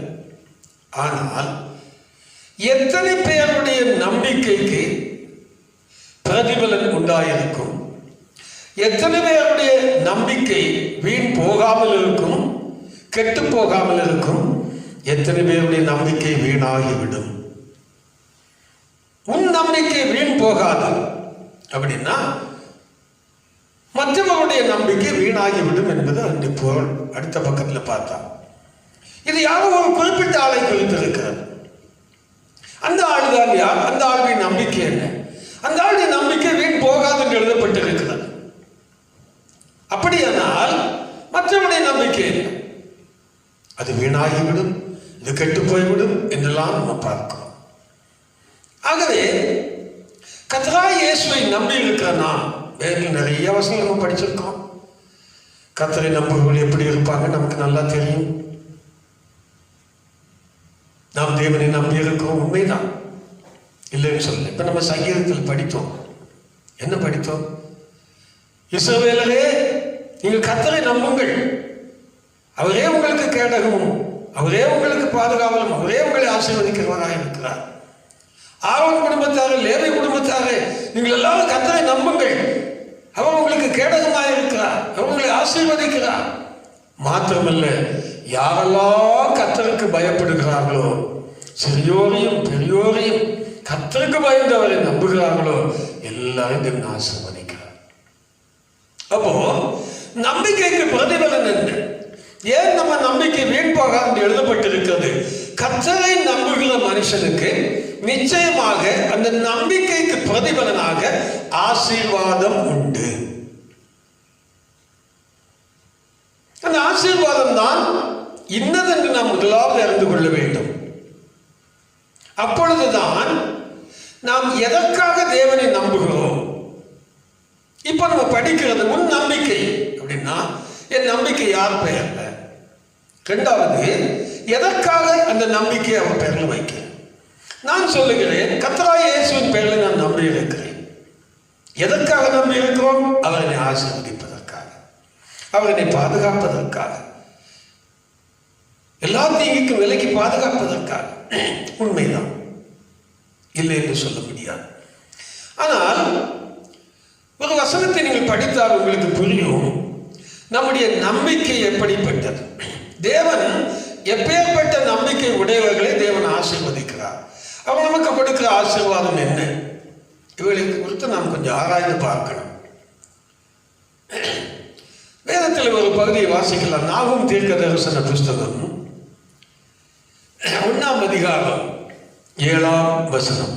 நாகும் 1ஆம் அதிகாரம் 7ஆம் வசனம். கர்த்தர் நல்லவர், கர்த்தர் நல்லவர், இக்கட்டு நாளிலே அரணான கோட்டையும் நம்மை நம்புகிறவர்களை. நல்லா கவனிங்க. இக்கட்டு நாளிலே அரணான கோட்டை. நல்லா கவனிங்க. அப்புறம் என்ன எழுதியிருக்கு? தம்மை நம்புகிறவர்களை அறிந்திருக்கிறார். தம்மை நம்புகிறவர்களை அறிந்தார். அப்ப யாருக்கு தேவை அரணான கோட்டை? இக்கட்டு காலத்துல யாருக்கு தேவை துணை? அவரை நம்புகிறவர்களுக்கு. ஆனால் சிலருக்கு இந்த துணை இல்லாமல் போகிறது. ஏன்? அவருடைய நம்பிக்கை குறித்து அவர் அறிந்திருக்கிறார். இவங்க யாரை நம்பி இருக்கிறாங்க? எதுக்காக நம்பி இருக்கிறாங்க? என்னை நீங்கள் நம்புகிறேன் என்று சொல்லுகிறீர்கள், உண்மைதான். ஆனால் உண்மையாய் என்னை நம்புகிறவங்க யாரு, உங்க நம்பிக்கை எப்படிப்பட்டது என்பது எனக்கு தெரியும். தெரியுமா தெரியாதா? தேவன் எல்லாவற்றையும் ஆராய்ந்து பார்க்கிறவர். ஏன்னா நம்ம எல்லாருமே என்ன சொல்றோம்? கர்த்தரை நம்பி இருக்கோம், கர்த்தரை நம்பி இருக்கோம்னு சொல்றோம். ஆனால் பல சமயங்களிலே தேவ ஆசீர்வாதம் இல்லாமல் போய்விடுகிறது. தேவனுடைய பாதுகாவல் இல்லாமல் போய்விடுகிறது. அதுக்கு காரணம் தேவன் விரும்புகிற விதத்திலே, அவர் ஏற்றுக்கொள்ளுகிற விதத்திலே நம்முடைய நம்பிக்கை இல்லை என்பதுதான் இந்த பொருள்.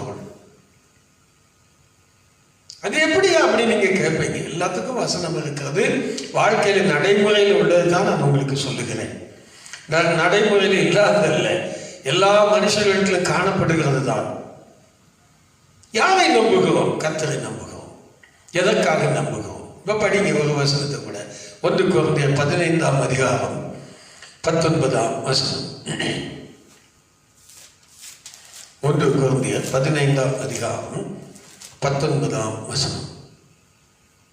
இம்மைக்காக மாத்திரம் நாம் கிறிஸ்துவின் மேல் நம்பிக்கை உள்ளவர்களாக இருந்தால். பாருங்க, நிறைய மக்கள் இன்னைக்கு கர்த்தராகிய இயேசு கிறிஸ்துவின் நம்பிக்கை வைத்திருக்கிறார்கள், இல்லை என்று சொல்லல.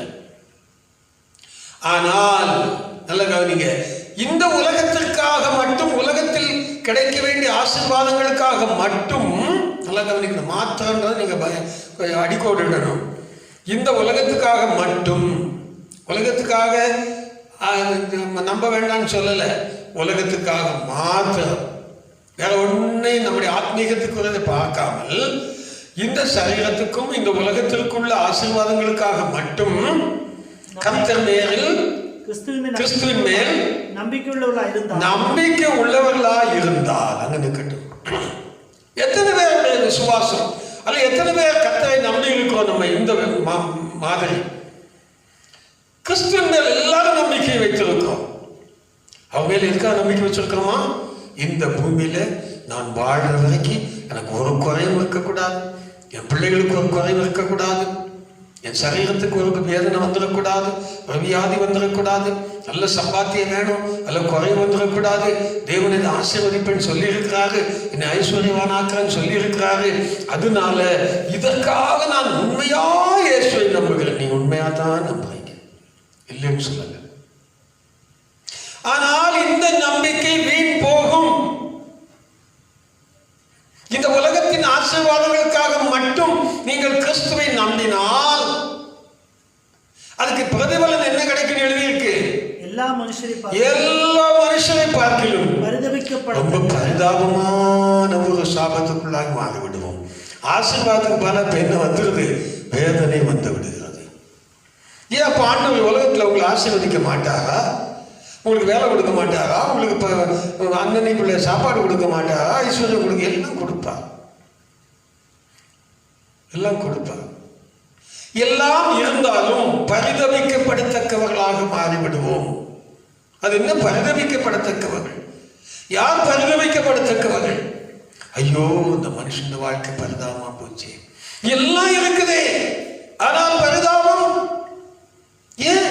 இயேசுவை தானே நம்பி இருந்தார், இயேசுதானே எல்லாரும் கொடுத்தார், எல்லாவற்றையும் கொடுத்தார். ஏன் நம்முடைய வாழ்க்கை பரிதாபமாகிவிட்டது? வாழ்க்கையில ஒரு விதமான நிம்மதியும் கிடையாது. குடும்பத்தில் சண்டை சச்சரவு எல்லாம் நாசமாகிவிட்டது. நினையாத வேதனை வந்துருச்சு. வியாதிகள் பாடுகள் எல்லாம் இழுக்குது. கேட்டுதான் பெற்றுக்கொண்டோம். இயேசுவே எனக்கு இதைத்தாங்க, இயேசுவே அதைத்தாங்க, நான் நம்பி இருக்கிறேன், நான் விசுவாசிக்கிறேன். உண்மைதான். வேதம் சொல்லுகிறதை கவனிக்கணும். இந்த பூமிக்குரிய காரியங்களுக்காக மட்டும் உங்க நம்பிக்கை கிறிஸ்துவின் மேல் இருக்குமானால் அது வீணாகிவிடும். இந்த நம்பிக்கை வீண் போகாது என்று சொன்னால் அதற்கு காரணம் என்ன? அந்த மனுஷன் கிறிஸ்துவின் மேல நம்பிக்கை வைக்கும் போது அவன் இந்த உலகத்துக்காக மட்டும் வைக்கக்கூடாது. கேளுங்க, நீங்க இந்த உலகத்தின் ஆசீர்வாதத்துக்காக நம்பிக்கை வைக்க வேண்டாம்னு சொல்லல.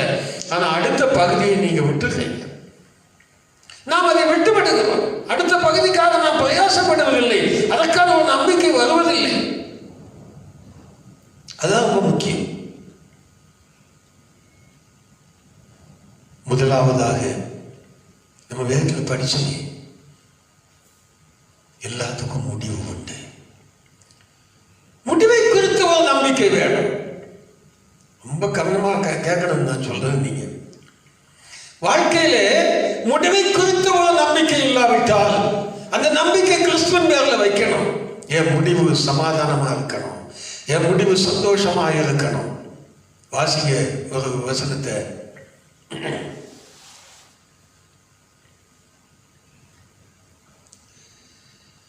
நீதிமொழிகளின் புஸ்தகம் 14ஆம் அதிகாரம் 32ஆம் வசனம். நீதிமொழிகள் 14ஆம் அதிகாரம் 32ஆம் வசனம். துன்மார்க்கன் தன் தீமையிலே வாரிக்கொள்ளப்படுவான். நீதிமானோ தன் மரணத்தில். அதான் முடிவு. வாழ்க்கையின் முடிவு என்னது? சரீரத்தை விட்டு பிரிகிறது தான் மரணம். அந்த மரணம் ஒரு சத்துரு போல நமக்கு கடைசியாக பரிகரிக்கக்கூடிய சத்துரு மரணம். அந்த மரணம் தான், அந்த முடிவு தான் எப்படிப்பட்டதாக இருக்க வேண்டும் என்று உயிரோடு இருக்கும் போதே அந்த மனுஷன் அதை குறித்து நினைக்கணும். அவனுக்கு உயிரோடு இருக்கும் போதே தன்னுடைய முடிவிலே அவனுக்கு ஒரு பெரிய நம்பிக்கை உண்டாக இருக்க வேண்டும். யாருக்கு தான் அந்த நம்பிக்கை இருக்குதான்? நீதிமான். இந்த நீதிமான் யார்?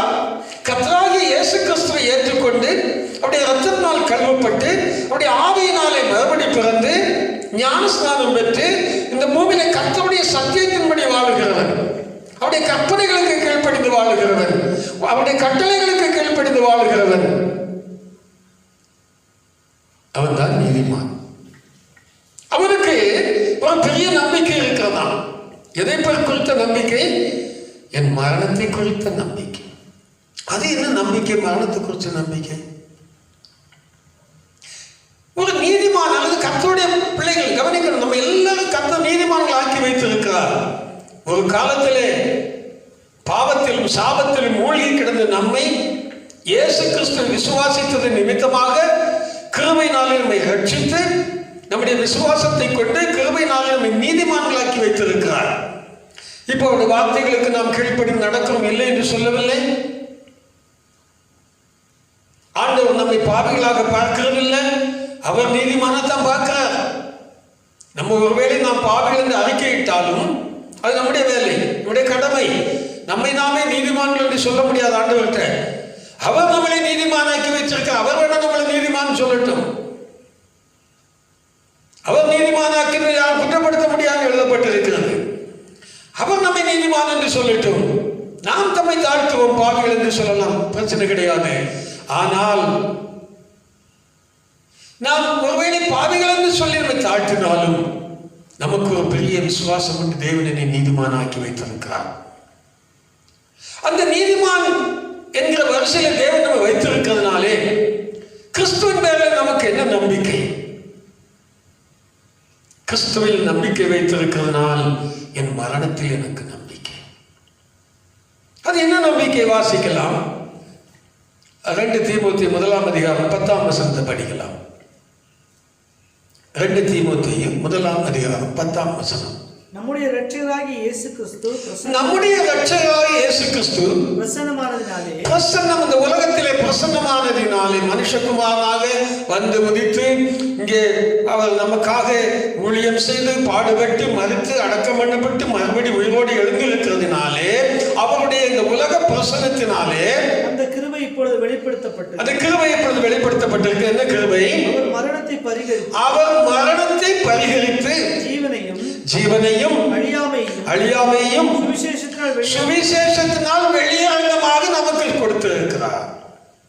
இந்த மரணத்தின் மேல ஒரு மனுஷனுக்கு எப்படி நம்பிக்கை வருகிறது? இயேசு கிறிஸ்து தம்முடைய ஜீவனாலே மரணத்தை அழித்து நமக்கு ஜீவன் உண்டு என்பதை, நம்முடைய முடிவிலே நம்முடைய மரணத்துக்கு பிற்பாடு நமக்கு ஜீவன் உண்டு என்பதை சுவிசேஷத்தினாலே வெளியரங்கமாக்கி இருக்கிறார். ஆகையினாலே இந்த உலகத்தில் இருக்கிற இந்த மரணத்தை குறித்து எனக்கு ஒரு நம்பிக்கை இருக்கிறது. நான் உலகத்திலே மறிக்கிறவனாக இருந்தாலும் அந்த மரணம் பரிகரிக்கப்பட்டு விட்டது. கிறிஸ்துவனுடைய ஜீவனாலே அவர் மறுபடி உயிரோடு எழுந்ததினாலே அந்த ஜீவனால் இந்த மரணம் அழிந்து விட்டது. ஆகவே எனக்கு மரணம் இல்லை, மரணமே எனக்கு இப்பொழுது ஜீவனாகிவிட்டது. மரணமே எனக்கு ஜீவனுக்கு பாதைய வழியாகிவிட்டது. நான் ஜீவனுக்கு போகிற வழிதான் என் சரீரத்தை விட்டு பிரிகிற மரணம் என்று எனக்கு இப்பொழுது தேவன் வெளிப்படுத்தி விட்டார். ஆகவே என் மரணத்தில் நம்பிக்கை இருக்கிறது. நான் இன்றைக்கு மரித்தாலும் ஜீவனோடு இருப்பேன். அதைத்தான் இயேசுவும் சொன்னார், மரித்தாலும் பிழைப்பேன் என்று சொல்லி. மறந்துவிடக்கூடாது. 6ஆம் அதிகாரம் 9ஆம் வசனத்தை படிக்கலாம். 6ஆம் அதிகாரம் 9ஆம் வசனம்.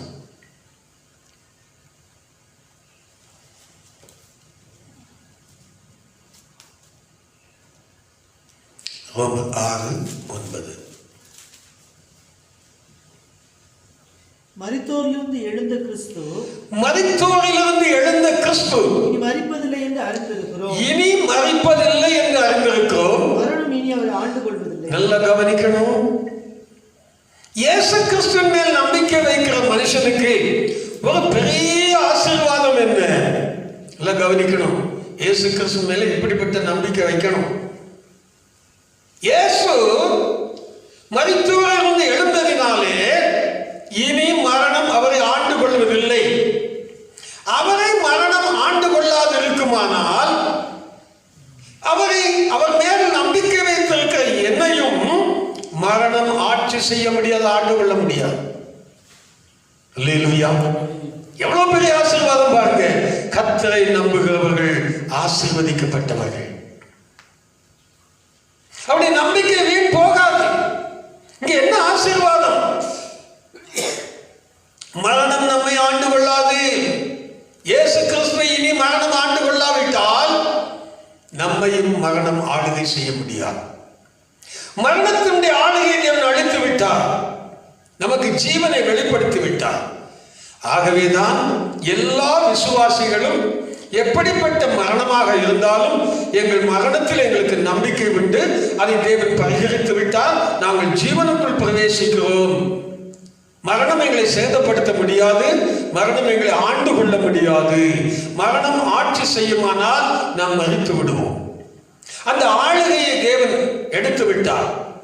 மரணத்தின் அதிபதி சாத்தான், பிசாசு, அவனுடைய ஆளுகையை தேவன் முறித்து விட்டார். ஆகவே மரணம் நம்மை மரணத்துக்குள்ளாக ஆண்டு கொள்ள முடியாது, மரணத்துக்குள்ளாக வைக்க முடியாது. அதான் இந்த பொருள். ஆகவே நீதிமான் கர்த்தருடைய பேரில் கிறிஸ்துவின் பேரில் நம்பிக்கை உள்ளவன், அவன் தன் மரணத்தின் பேரில் நம்பிக்கை இருக்கிறான், நம்பிக்கையாக இருக்கிறான். அதுதான் கிறிஸ்துவின் பேரில் வைக்கிற நம்பிக்கை. நான் அவரை நம்பி இருக்கிறபடினால் மரணம் என்னை ஆண்டு கொள்ளாது. நான் அவரை நம்பி இருக்கிறபடினால் ஜீவனுக்குள் பிரவேசிக்கிறேன். இதுதான் முடிவை குறித்ததான ஒரு பெரிய நம்பிக்கை. அதன் மூலமாக உண்டாகிற ஆசீர்வாதம், அந்த நம்பிக்கை வீண் போகாது. அதுதான் நாகம்ல படித்தோம். நீங்கள் என்னை நம்புகிறீர்கள் என்பதை எனக்கு தெரியும். யாரெல்லாம் என்னை நம்பி இருக்கிறேன் என்பது எனக்கு தெரியும். இந்த உலகத்துக்காக மட்டும் நம்பி இருக்கிறவங்களையும் எனக்கு தெரியும். இப்படிப்பட்ட மரணத்தின் பேரிலும் மரணத்துக்கு பின்னால் ஜீவன் பேரில் வைத்திருக்கிற நம்பிக்கை உள்ளவர்களையும் எனக்கு தெரியும். அப்படிப்பட்டவர்களுடைய நம்பிக்கை தான் வீண் போகாது, அதற்கு பிரதிபலன் உண்டு. அதை தொடர்ந்து நாம் படிக்கவும் வாசிக்கலாம். ரோமருக்கு எழுதின நிருபம் 8ஆம் அதிகாரம் 24, 25 வசனத்தை படிக்கலாம். அந்த நம்பிக்கையினால் கிறிஸ்துவின் பேரில் வைத்திருக்கிற நம்பிக்கையினால் நாம் ரட்சிக்கப்பட்டிருக்கிறோம். காணப்படுகிறதை நம்புகிறது நம்பிக்கை. நல்லா கவனிச்சுப்பாங்க. காணப்படுகிற நம்முடைய கண்களுக்கு முன்பதாக இந்த உலகத்திலே பார்த்து கொண்டிருக்கிற எவ்வளவு பெரிய காரியங்கள், எவ்வளவு ஆசீர்வாதமானதாக இருக்கட்டும், எவ்வளவு அழகானதாக இருக்கட்டும், அந்த காண்கிற யாவையும் நம்புகிறது நம்பிக்கை அல்ல. இதைத்தான் இயேசு எதிர்பார்க்கிறார். நீ கிறிஸ்துவின் மேலே நம்பிக்கை வைத்தால் நீ இந்த உலகத்திலே காண்கிறவைகளை மட்டும் நீ நம்புகிறதல்ல, காண்கிற காரியங்களுக்காக நீ நம்பிக்கை வைக்கிறதல்ல, இதன் மேல் நம்பிக்கை வைத்து இதை பெற்றுக் கொள்ளும்படியாக நீ கிறிஸ்துவின் மேல் நம்பிக்கை வைக்கிறார். அதான் இன்மைக்காக நம்புகிறது. காண்கிற காரியத்தை நீ நம்ப வேண்டாம். அதுக்காக நீ இயேசு மேல விசுவாசம் வச்சுதான் ஆகணும்னு அவசியம் இல்லை. நீ உழைக்கிறாய், சாப்பிடுகிறாய், எல்லாம் போகிறாய். காண்கிறவைகளை களவாண்டு பெற்றுக் கொள்ளுகிறார்கள், கொள்ளை எடுத்து கொலை செய்து பெற்றுக் கொள்ளுகிறார்கள். ஆகவே காண்கிறவைகள் பேரில் நீங்க நம்பிக்கை வைக்க வேண்டாம். அதுக்கு பேர் நம்பிக்கை அல்ல. அதற்காக இயேசுவை நம்பினால் அதுக்கு பேர் நம்பிக்கை இல்லையா? அப்ப இதுதான் நம்பிக்கையா? வாசிக்கலாம். காணாதவைகளை நம்பினோமானால் இதுதான் முக்கியம். யார் எப்படிப்பட்ட நம்பிக்கை வச்சிருக்கோம், எதன் பேரில் நம்பிக்கை வச்சிருக்கோம், எதற்காக நாம் இயேசு கிறிஸ்து மேல் நம்பிக்கை வைத்திருக்கோம். ஒன்று, காணாதவைகளை குறித்த நம்பிக்கை வரணும். காணாதது என்னது? மரணத்துக்கு அப்பால் உள்ள வாழ்க்கை, மறுமைக்குரியது. அதை யாரும் பார்க்க முடியாது. இப்போ மறுமைக்குள் போய் தான் பார்க்கணும். ஆகவே காணாதவைகளை குறித்த நம்பிக்கை, அந்த நம்பிக்கை கொடுத்தது யார்? அதுதான் கிறிஸ்து. காணாதவைகளை நாம் நம்ப வேண்டும் என்பதற்காகத்தான் காணக்கூடாத இறைவன், காணக்கூடாத தேவன் நம்ம பார்க்கும்படியாக இந்த உலகத்துக்கு மனுஷகுமாரனா வந்தார். எனக்கு தேவனை யாரும் பார்க்க முடியாது, அவன் காணக்கூடாதவர். மனுஷனுக்கு அவன் மேல அவ்வளவுக்கு நம்பிக்கை வரணும்னா கஷ்டமான காரியம்தான். ஆயிலும் அந்த நம்பிக்கையை நமக்கு கொடுக்கும்படியாக இயேசு கிறிஸ்து இந்த உலகத்துக்கு மனுஷனாக வந்தார். அப்படியாகிலும் காணாத தேவனை விசுவாசிக்கணுமே. இப்ப பாருங்க, இயேசு கிறிஸ்து மனுஷகுமாரனாக வந்தார், அவர் மரித்தார், அடக்கம் பண்ணப்பட்டார், உயிரோடு எழுப்பினார். இப்பொழுது தேவாதி தேவனாக பரலோகத்தில் இருக்கிறார். அவரை சும்மா சாதாரணமாக பார்க்க முடியாது. ஆனால் இவர்தான் தேவன் என்பதை நமக்கு காண்பித்து விட்டு போனபடினால் இப்பொழுது அவர் பேரிலே நாம் நம்பிக்கை வைக்கிறோம். இந்த இயேசு கிறிஸ்து தான் மெய்யான தேவனும் நித்திய ஜீவனுமாய் இருக்கிறார், அவர் என்றென்றைக்கு உயிரோடு இருக்கிற தேவன் என்று விசுவாசம் நம்பிக்கை உண்டாகும்படியாகத்தான் பூமிக்கு வந்தார். சரி, வந்தாச்சு, இனிமேலாவது நம்பிக்கை வேணுமே. சரி, இப்ப காணக்கூடாத இறைவன், காணக்கூடாத தேவன் கர்த்தராகிய இயேசு கிறிஸ்து நமக்கு நாம் காணக்கூடாத ஆசீர்வாதங்களை வைத்திருக்கிறார். அதை மனுஷனுக்கு கொடுக்கிறதுக்கு, மிருகத்துக்கோ மற்ற சிருஷ்டிகளுக்கோ கிடையாது. அவர் உண்டு பண்ணின, அவரை நம்புகிற மனுஷர்களுக்கு கொடுப்பதற்காக வைத்திருக்கிற ஆசீர்வாதம். அது நம்ம கண் காண்பதில்லை, காதால் கேட்டதில்லை, இருதயத்தால் உணர்ந்ததில்லை. அவருக்கு தான் எல்லாம் தெரியும். இப்போ கிறிஸ்துவின் மேல நம்பிக்கை உள்ளவர்களுக்கு அவர் நாம் காணக்கூடாத விதத்தில் வைத்திருக்க அந்த நித்திய ஆசீர்வாதம், அது நித்தியமானது. இந்த உலகத்தில் நம்ம பார்க்கலாம், முடிவு உள்ளது, கொஞ்ச காலம் முடிஞ்சு போகும், ஜீவன்ல இருந்து எல்லாமே முடிஞ்சு போகும். ஆனால் அவர் நம்ம கண்டு காணக்கூடாத விதத்திலே அவர் வைத்திருக்கிற ஆசீர்வாதங்கள் எல்லாமே முடிவில்லாதது, நித்தியமானது. அதனால அவர் சொல்லுகிறார், காணாதவைகளை குறித்து நம்புகிற நம்பிக்கை தான். வாசிக்கலாம். நாம் காணாதை நம்பினோமாகில் அது வருகிறதற்கு பொறுமையோடு காத்திருப்போம். இதுக்கு பேர் தான் நம்பிக்கை. காணாதை நம்புகிறோம் என்று சொல்வதற்கு அடையாளம் என்ன? நம்ம வர்றதுக்கு நாங்கள் காத்திருக்கோம். இதைத்தான் தேவன் எதிர்பார்க்க திருச்சபையிலே. இவர்களை நம்பி இருக்கிறார்கள் என்று அவர் சொல்லுகிறார். அவங்களைத்தான் ஆசீர்வதிக்கிறார். ஏன்? இவங்க காணாததை நம்புகிறார்கள். அதற்காக ஏன் மேல நம்பிக்கை வச்சிருக்கிறாங்க. இந்த காணாத அவதான் எனக்கு கொடுக்கணும். அவர் கொடுக்கணும்னா நான் என்ன செய்யணும்? அவர் கொடுக்கிற வரைக்கும் நான் காத்திருக்கணும். எப்படி காத்திருக்கணும்? அவருக்கு பயந்து அப்படியே கற்பனையில நடந்து அவரை நம்பி காத்திருக்கணும். இதைத்தான் தேவன் பார்க்கிறார். இவர்களை பார்த்துதான் சொல்லுகிறார், உன் நம்பிக்கை வீண் போகாது. எனக்கு நல்லா தெரியுது நீ இப்ப எதுக்காக நம்பி இருக்கிற, என்னை நம்பி இருக்கிறன்னு எனக்கு நல்லாவே தெரியுது. இந்த உலகத்துக்காக மாத்திரம் நம்பி இருக்கவங்களை அப்படி சொல்றது கிடையாது. அவர் சொல்றாரு, நீ எல்லாரும் பரிதவிக்கப்படத்தக்க நான் மாறிடுவேன், உன் நம்பிக்கையே வீண், என் மேலதான் நம்பிக்கை வச்சேன், ஆனா வீணா போயிருவேன். ஆகவே இந்த பூமியில இருக்கும் போதே காண்கிறவைகளையும் நம்ம பார்த்துக்கணும், நம்பணும் அவசியம் கிடையாது. அதை தேவன் எதிர்பார்க்கிறது இல்லை.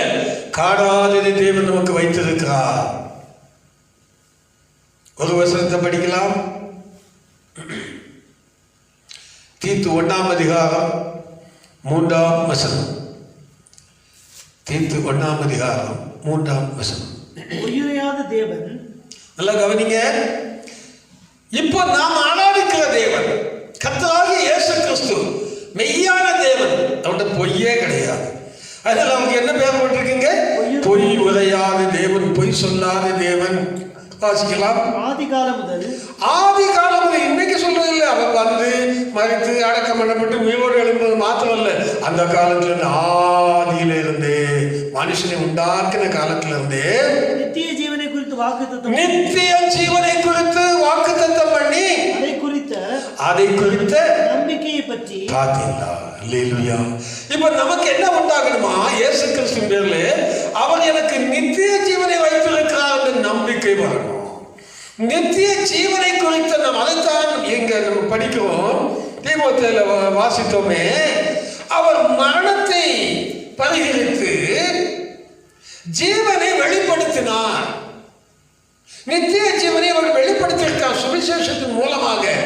இப்போ இந்த தேவன் வைத்திருக்க நித்திய ஜீவனை அவர் கண்ணால பார்க்க முடியுதா? இல்லை, காணக்கூடாது. அதன் பேரில் நம்பிக்கை வைத்து அதற்காக கிறிஸ்துவை நம்புவோம். ஏன்னா கிறிஸ்துவை இதை கொடுக்க முடியும், வேற யாராலும் கொடுக்க முடியாது. நித்திய ஜீவனை கொடுப்பது அவர். ஏன்னா அவர் தான் நித்திய ஜீவனா இருக்கார்.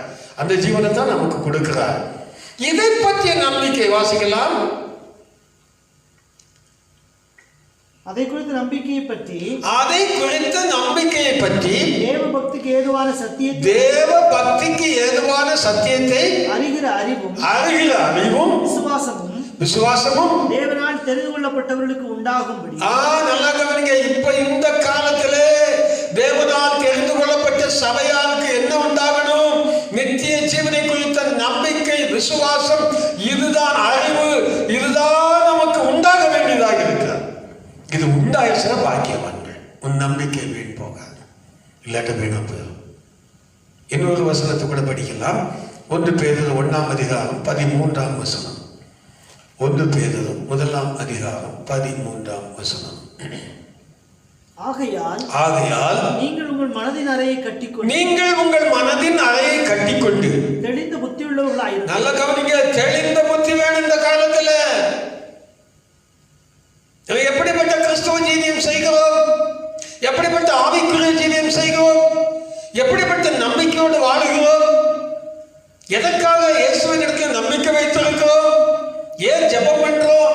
ஏன் ஆராதிக்கிறோம் என்கிற தெளிந்த புத்தி வேணும். வாசிக்கலாம். தெளிந்த புத்தி உள்ளவர்களாக இருந்து இயேசு கிறிஸ்து வெளிப்படும் போது நமக்கு அளிக்கப்பட போகிற இந்த நித்தியமான கிருபையின் மேல் பூரண நம்பிக்கை. எந்த கிருபையின் மேல் என்ன நம்பிக்கை வரணுமா? பூரண நம்பிக்கை, சந்தேகம் இல்லாத நம்பிக்கை, முழு நம்பிக்கை அன்பையில் தான் வைக்கணும். உலக காரியத்தின் பேரில் அல்ல. ஆண்டவரே முழுமையான நம்பரை எனக்கு இதை கொடுத்துருங்க. இல்லை, நீங்க கேட்கணும், நீ வெளிப்படும் போது எனக்கு கொடுக்க போகிற நித்திய கிருபைக்காக நான் முழுமையாய் நம்புகிறேன் ஆண்டவரே. உன் நம்பிக்கை வீண் போகாது, கட்டாயம் கொண்டு வந்து கொடுப்பார். அது நித்தியமான கிருபை, நித்தியமான ஜீவன், நித்தியமான வாழ்வு, நித்தியமான ஆசீர்வாதம், நித்தியமான சந்தோஷம், நித்தியமான சமாதானம், நித்தியமான ஜீவன். அதான் கொடுக்க போற கிருபை. ஆகவே அதன் மேலே பூரண நம்பிக்கை. இன்னும் கொஞ்சம் கூட சொல்ல போனால் கொலோசியர் 1ஆம் அதிகாரம் 22ஆம் வசனம். கொலோசியர் 1ஆம் அதிகாரம் 22ஆம் வசனம்.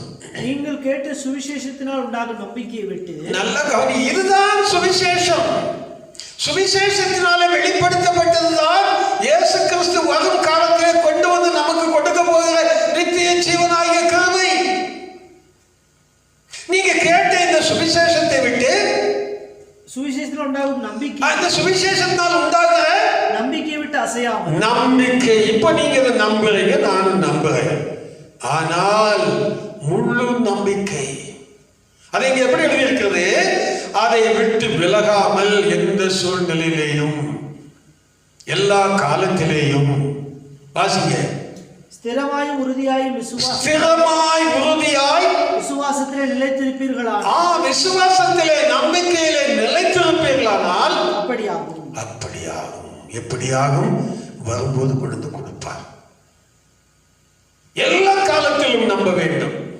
இந்த நித்தியத்தை குறித்து, காணாதவர்களை குறித்து, எல்லா சூழ்நிலைகளிலும் கிறிஸ்துவை நாம் நம்ப வேண்டும்.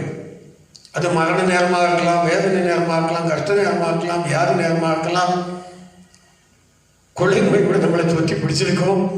எல்லா நேரத்திலும் கர்த்தராகிய இயேசு கிறிஸ்து வரும்போது நமக்கு அளிக்கப்பட போகிற அந்த கிருபையிலே, அந்த நித்திய கிருபையை குறித்து, அந்த சுவிசேஷத்தால் நமக்கு வெளிப்படுத்தப்பட்டிருக்கிற இந்த மாறாத கிருபையை குறித்த நம்பிக்கை விசுவாசத்தில் அசையாமல் உறுதியாக இருக்கணும்.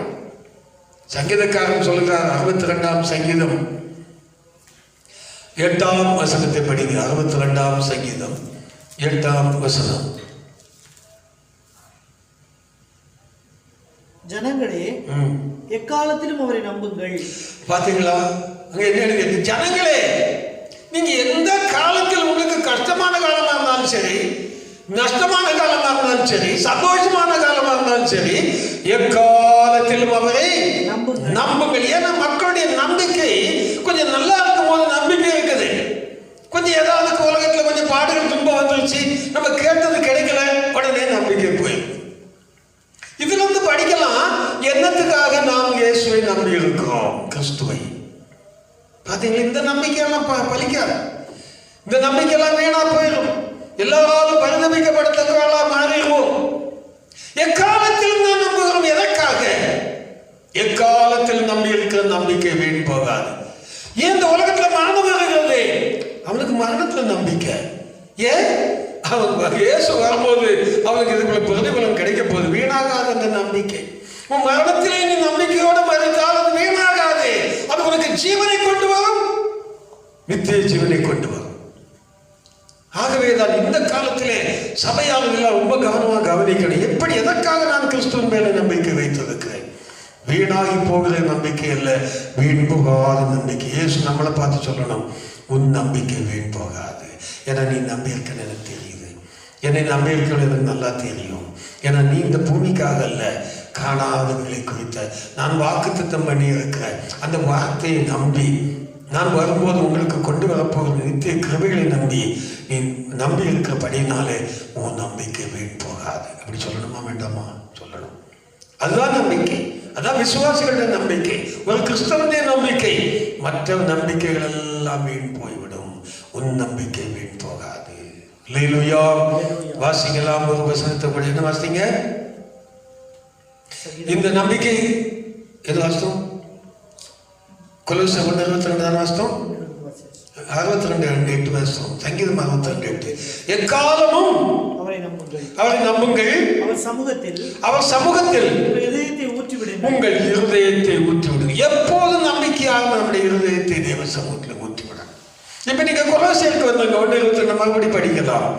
இந்த நம்பிக்கையை விட்டு அசையாமல் ஸ்திரமாயும் உறுதியாயும் விசுவாசத்திலே நிலைத்திருப்பீர்களானால் அதுதான் எக்காலத்திலும் நம்ம படிச்சோம் சங்கீதத்துல. எக்காலத்திலும் நிலைத்திருப்போமானால் அது அப்படியே அதுக்குள்ள ஆசீர்வாதம் நமக்கு கிடைக்கும். நம்ம என்ன சொன்னாரோ, நான் உங்களுக்கு என்ன கொடுப்பேன்னு சொன்னாரோ அதை அப்படியே கொண்டு வந்து கொடுப்பா. அவன் நம்மை ஆசீர்வதிப்பா. எபிரேயர் 10ஆம் அதிகாரம் 23ஆம் வசனத்தை படிக்கலாம். எபிரேயர் 10ஆம் அதிகாரம் 23ஆம் வசனம். அல்லாமலும் நம்முடைய நம்பிக்கை அறிக்கையிடுகிறதில் நம்முடைய நம்பிக்கை நல்லா கவனிச்சிங்க. இன்னைக்கு கிறிஸ்துவின் பேரிலே வைத்திருக்கிற நம்பிக்கையை அறிக்கையிடுகிறதில் அசைவில்லாமல் உறுதியாய் இருக்க கடவோ வாக்குத்தத்தம் பண்ணினவர் உண்மையுள்ளவர். நல்ல கவனிக்க. இந்த நம்பிக்கையை நாம் அறிக்கையிட வேண்டுமா? நான் எதற்காக இயேசுவின் மேல நம்பிக்கை வைத்திருக்கிறேன் என்பதை நம்முடைய நாவினாலே அறிக்கையிடணும். அறிக்கையிட்டால் தான் நமக்கு ரட்சிப்பு. அறிக்கையிட்டால் தான் அது கிடைக்கும் நமக்கு. அறிக்கையிடுவது எதற்காக? ஒரு உறுதிப்பாட்டுக்காக. நான் இதற்காக என் தேவனை நான் நம்பி இருக்கிறேன். அவர் வரும்போது எனக்கு இதை கொண்டு வந்து கொடுப்பார். நான் அதுக்காக பொறுமையோடு காத்திருக்கிறேன். அதுக்காக அவருடைய சமூகத்தில் உண்மையா இருக்கிறேன், உத்தமமா இருக்கிறேன், நம்முடைய வார்த்தைகளை கீழ்ப்படிந்து நடக்கிறேன். இதெல்லாம் எதுக்காக? உலக ஆசாபாசங்களுக்காக நான் இல்லை. ஏன் இல்லை? எனக்கு தேவன் ஒரு ஆசீர்வாதத்தை கொண்டு வந்து கொடுக்க போகிறார் என்று அவருடைய பேரில் வைத்திருக்கிற, அவர் நமக்கு கொடுக்க போகிற ஆசீர்வாதங்களை குறித்த நம்பிக்கையை அறிக்கையிடுவதிலே நாம் உறுதியாக இருக்க வேண்டும். அறிக்கையிடணும். அப்பதான் மற்றவங்களுக்கு தெரியும். உலக காரியத்தையே சொல்லி நீ நம்பு, உனக்கு வேலை கொடுத்துவா, நீ நம்பு, உனக்கு கல்யாணம் ஆகிடும், உனக்கு குழந்தையை கொடுத்துவா, இதையே சொல்லி பழக்கக்கூடாது. அதை அறிக்கை செய்யக்கூடாது. நீ இதை செய்தீங்கன்னா உனக்கு அது தன்னால கிடைச்சிட்டு போகும்போது கர்த்தரை நம்புவதற்கு அடையாளங்கள் தேவை. ஏன்னா அவருக்கு தெரியும் யார் என்னை நம்புறான்னு சொல்லி. அவர்கிட்ட ஏமாத்தெல்லாம் முடியாது. அந்த நம்பிக்கையெல்லாம் பலிக்காது, அது வீணா போய் சொல்லிட்டார். ஆனால் இப்படிப்பட்ட நம்பிக்கை கர்த்தர் பெயரில் வைத்திருப்போமானால் காணாதவர்களை குறித்த, நித்தியமானவர்களை குறித்த வாக்குத்தத்தம் பண்ணினவர் உண்மையுள்ளவராச்சே. அவரெல்லாம் வாக்கு பண்ணியிருக்கிறாரு. அவர் பொய்யுரையாத தேவன். ஆதி முதல் வாக்குத்தத்தம் பண்ணியிருக்கிறாரு. அது எப்படி பொய்யாகும் என்று சொல்லி உறுதியாய காலத்தில் நம்பி அவருக்கு கீழ்ப்படிந்து நடந்தால் உன் நம்பிக்கை வீண் போகாது என்று கர்த்தர் சொல்லுவார். ஒரு வசனத்தை கூட படிக்கலாம். சகரியா 9ஆம் அதிகாரம் 12ஆம் வசனம். எல்லாருக்கும் இஷ்டமான வசனம். சகரியா 9ஆம் அதிகாரம் 12ஆம் வசனம். நம்பிக்கையுடைய சிறைகளே அரணுக்கு திரும்புங்கள். இரட்டிப்பான நன்மை தருவேன் என்று கேட்டது. நம்பிக்கைக்கு இன்னொரு அடையாளம் என்ன? நம்பிக்கை இருக்கு எல்லாருக்கும். ஆனா ஒரு அடையாளம் அங்கே சொல்லுகிறார் ஆண்டவர். என்ன அடையாளம்? நீ அரணுக்கு திரும்ப வேண்டும். அந்த பொருள் என்ன? உன் வாழ்க்கையில் ஒரு திருப்பம் அவசியம். மனம் திரும்பாமல் நம்புகிறேன் சொல்ற ஏராளமான மக்கள் உண்டு. அவங்களுக்கு நித்திய கர்த்தருடைய அந்த நம்பிக்கையினுடைய பிரதிபலனுக்கும் அவருடைய வாக்குத்தத்தத்திற்கும் சம்பந்தமே கிடையாது. எல்லாம் வீணா போயிடும். நீ நம்பிக்கை இருக்கு, ஆனால் திரும்பியாக வேண்டும். நீ ஒரு சிறையிருப்பில் இருக்கிறாய், நீ ஒரு பாவத்துக்குள்ள இருக்கிறாய், தேவையற்ற காரியங்களை செய்து கொண்டு இருக்கிறாய். நீ அரணுக்கு உடனே திரும்பி வா. நீ இருக்கக்கூடிய அந்த இடம் அது அல்ல, நீ செய்யக்கூடிய காரியம் இது அல்ல. வாழ்க்கையில் ஒரு மனம் திரும்புதல் தேவைப்படுகிறது. திரும்பி வா. திரும்பி அரணுக்கு திரும்பின அர்த்தம் என்ன? நீரே எனக்கு அரண், தேவனே நமக்கு அரணாக இருக்கிறார், அவரே அரணும் கோட்டையும் ஜீவனும் அடைக்கலுமாயிருக்க நம்மான்னு சொல்றோம். அவரிடத்தில் நாம் திரும்ப வேண்டும். திரும்பாமலேயே இருதயம் நமக்கு ஒரு திருப்பம் இல்லாமலேயே, வாழ்க்கையில் ஒரு திருப்பம் இல்லாமல் வாழ்ந்த பாவ வாழ்க்கை வாழ்ந்து கொண்டு, தேவையற்ற வாழ்க்கை வாழ்ந்து கொண்டு தேவனை நம்புகிறேன் என்று சொன்னால் வீணாய் போயிடும். நம்ம சொல்றோம் நம்பின ரெட்டிப்பான நன்மை. எல்லாருக்கும் இஷ்டம், எல்லாருக்கும் ஒரு நன்மை பத்தாது. எலிசாவை போல ரெட்டிப்பான வர வேணும்னு கேட்பாங்க நிறைய பேர். நீ எலிசா வாழ்ந்து காண்பி பார்ப்போம். இல்லை இல்லையா? இவையெல்லாம் சும்மா பேச்சு. தேவனுடைய ராஜ்யம் பேச்சில் அல்ல, பலத்தில் வரணும். அப்படி வாழ்ந்து கொண்டு நீ கேளு, தேவன் கொடுப்பார். அது எல்லாத்துக்கும் எல்லாவற்றையும் தேவன் கொடுக்கிறது அல்ல. அவருக்கு சித்தமானவனுக்கு அவர் சித்தமானபடி அருள் செய்வார். அவர் சித்தமானதை தான் கேட்கணும்.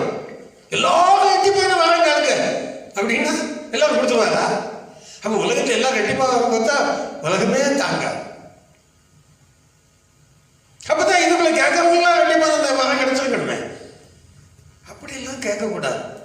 அது வல்ல நம்முடைய கேள்வி. வரங்கள் எதற்காக?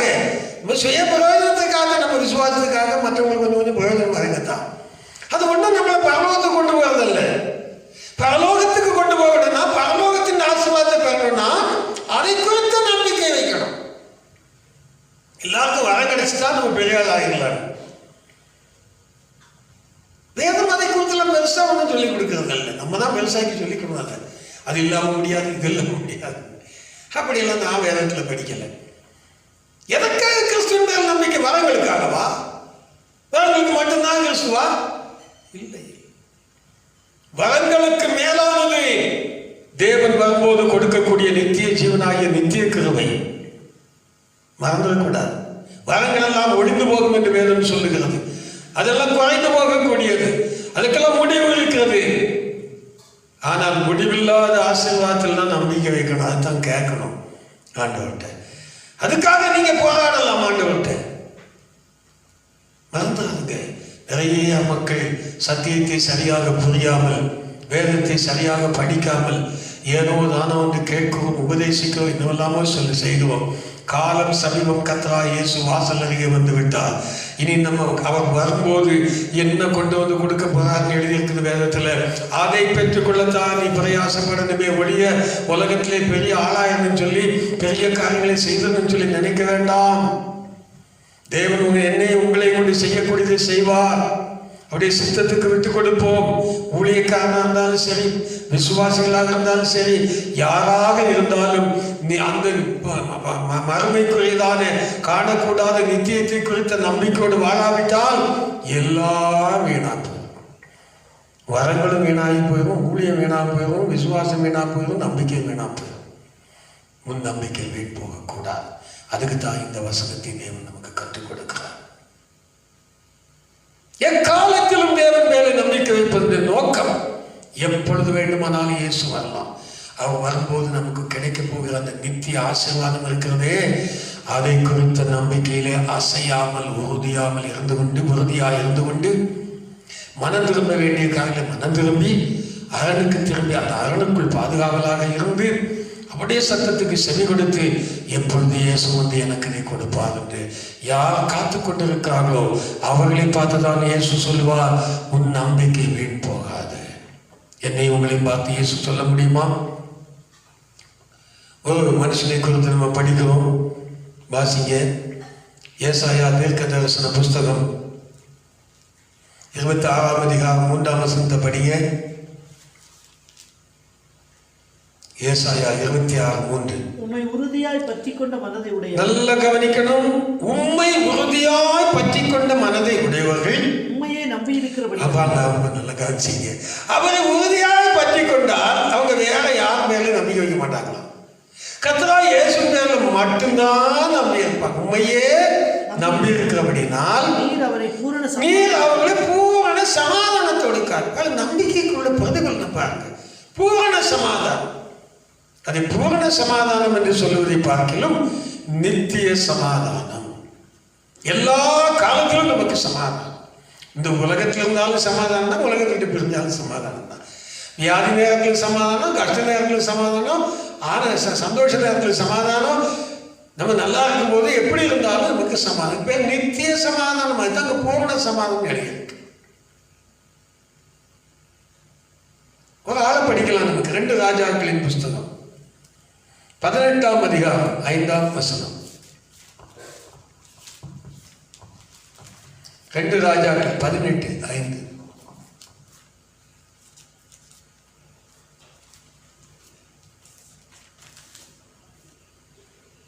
இஸ்ரவேலின் தேவனாகிய கர்த்தர் மேல் வைத்த நம்பிக்கையிலே பாருங்க, எசேக்கியா என்கிற ஒரு ராஜா, நம்மள மாதிரி ஒரு மனுஷன், அவன் என்ன செய்தானா? இஸ்ரவேலின் தேவனாகிய கர்த்தரின் மேல் வைத்த நம்பிக்கையிலே அவனுக்கு பின்னும், நல்ல கவனிங்க, வேதம் சொல்லுகிறது, இந்த எசேக்கியா ராஜா கர்த்தர் மேல வைத்திருக்கிற நம்பிக்கையில அவனுக்கு பின்னும், அவனுக்கு முன்னும் இருந்த யூதாவின் ராஜாக்கள் எல்லாரும் அவனை போல ஒருவரும்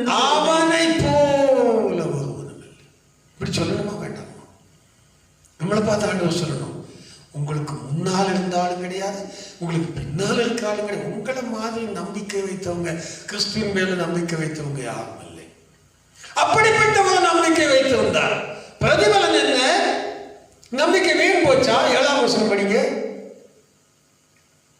ஆகையால் கர்த்தர் அவனோடு இருந்தார். பார்த்தீங்களா? இப்படிப்பட்ட ஒரு உறுதியான, ஒரு நிச்சயமான, அசைக்க முடியாத நம்பிக்கை தேவன் மேல வைக்கும் போது அங்க என்ன நடக்கிறது? தேவன் அவனோடு கூட இருக்கிறார். அல்லேலூயா. பாத்தீங்களா? நம்ம கூட தேவன் இருப்பார். நமக்கு நம்முடைய நம்பிக்கை இல்லைன்னு அவருக்கு தெரியும். என்னையே நம்பி இருக்காங்க. கஷ்டம் வந்தாலும் நம்புறோம், நஷ்டம் வந்தாலும் நம்புறோம், சத்துரு போராடினாலும் நம்புறோம், என்னையே நம்பி நான் அவனோடு கூடவே இருப்பேன். 1. 2வது வாசிக்கலாம். அவன் போகிற இடமெங்கும் அவனுக்கு அனுகூலமாயிற்று. பூமியிலேயும் நம்மை ஆசீர்வதிக்கிறாங்க.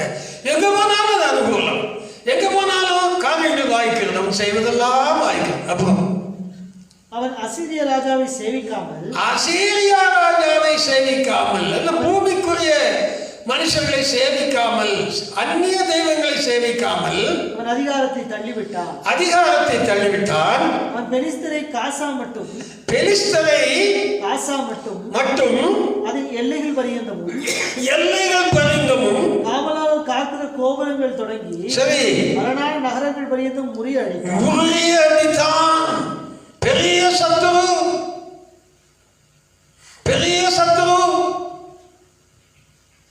அந்த சத்துருவை இவன் எப்படி முறியடித்தான்? தேவன் அவனோடு கூட இருந்தபடியால். ஏன் தேவன் அவனோடு கூட இருந்தான்? எல்லாரை பார்க்கலும் அதிகமாக தேவனையே நம்பி இருந்தான். சத்துருக்களை ஜெயிக்கணுமா? போராடுகிற சாத்தானை ஜெயிக்கணுமா?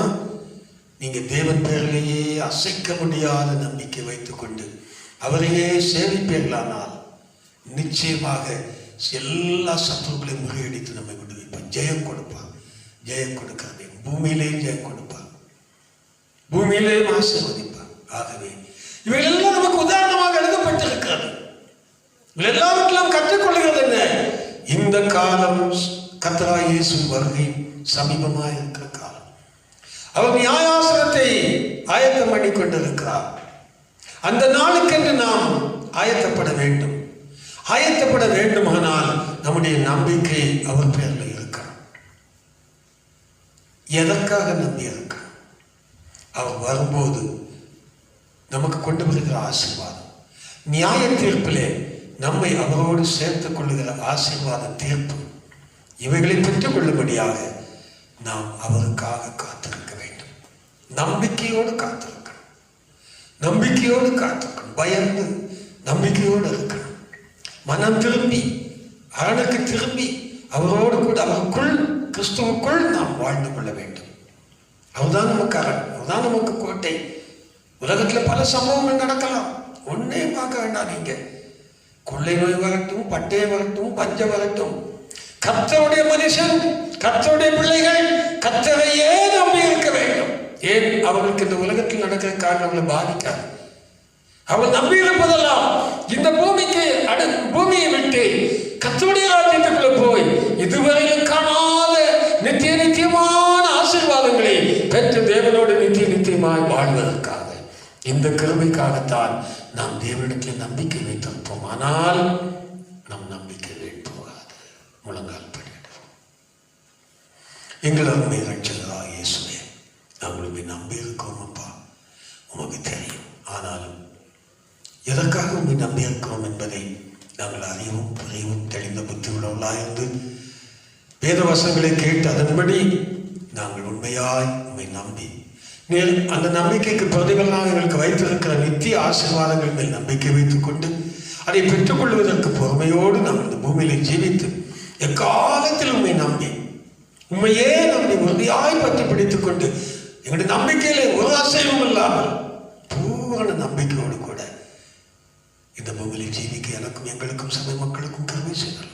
இந்த வசனத்தை கேட்க எல்லாருக்குள்ளும் உண்மை நம்புகிற நம்பிக்கை எதற்காக இந்த புரிந்து உண்மை நம்பி ஐயோ என் நம்பிக்கை வீண் போய்விடக்கூடாதே, உலக மக்களை போல நம்பி பரிதாபமாகி விடக்கூடாது, என் ஜீவியம் என் நம்பிக்கை வீண் போகாது என்று சொல்லப்பட்டிருக்க வசனம் எனக்கு நிறைவேறணும்.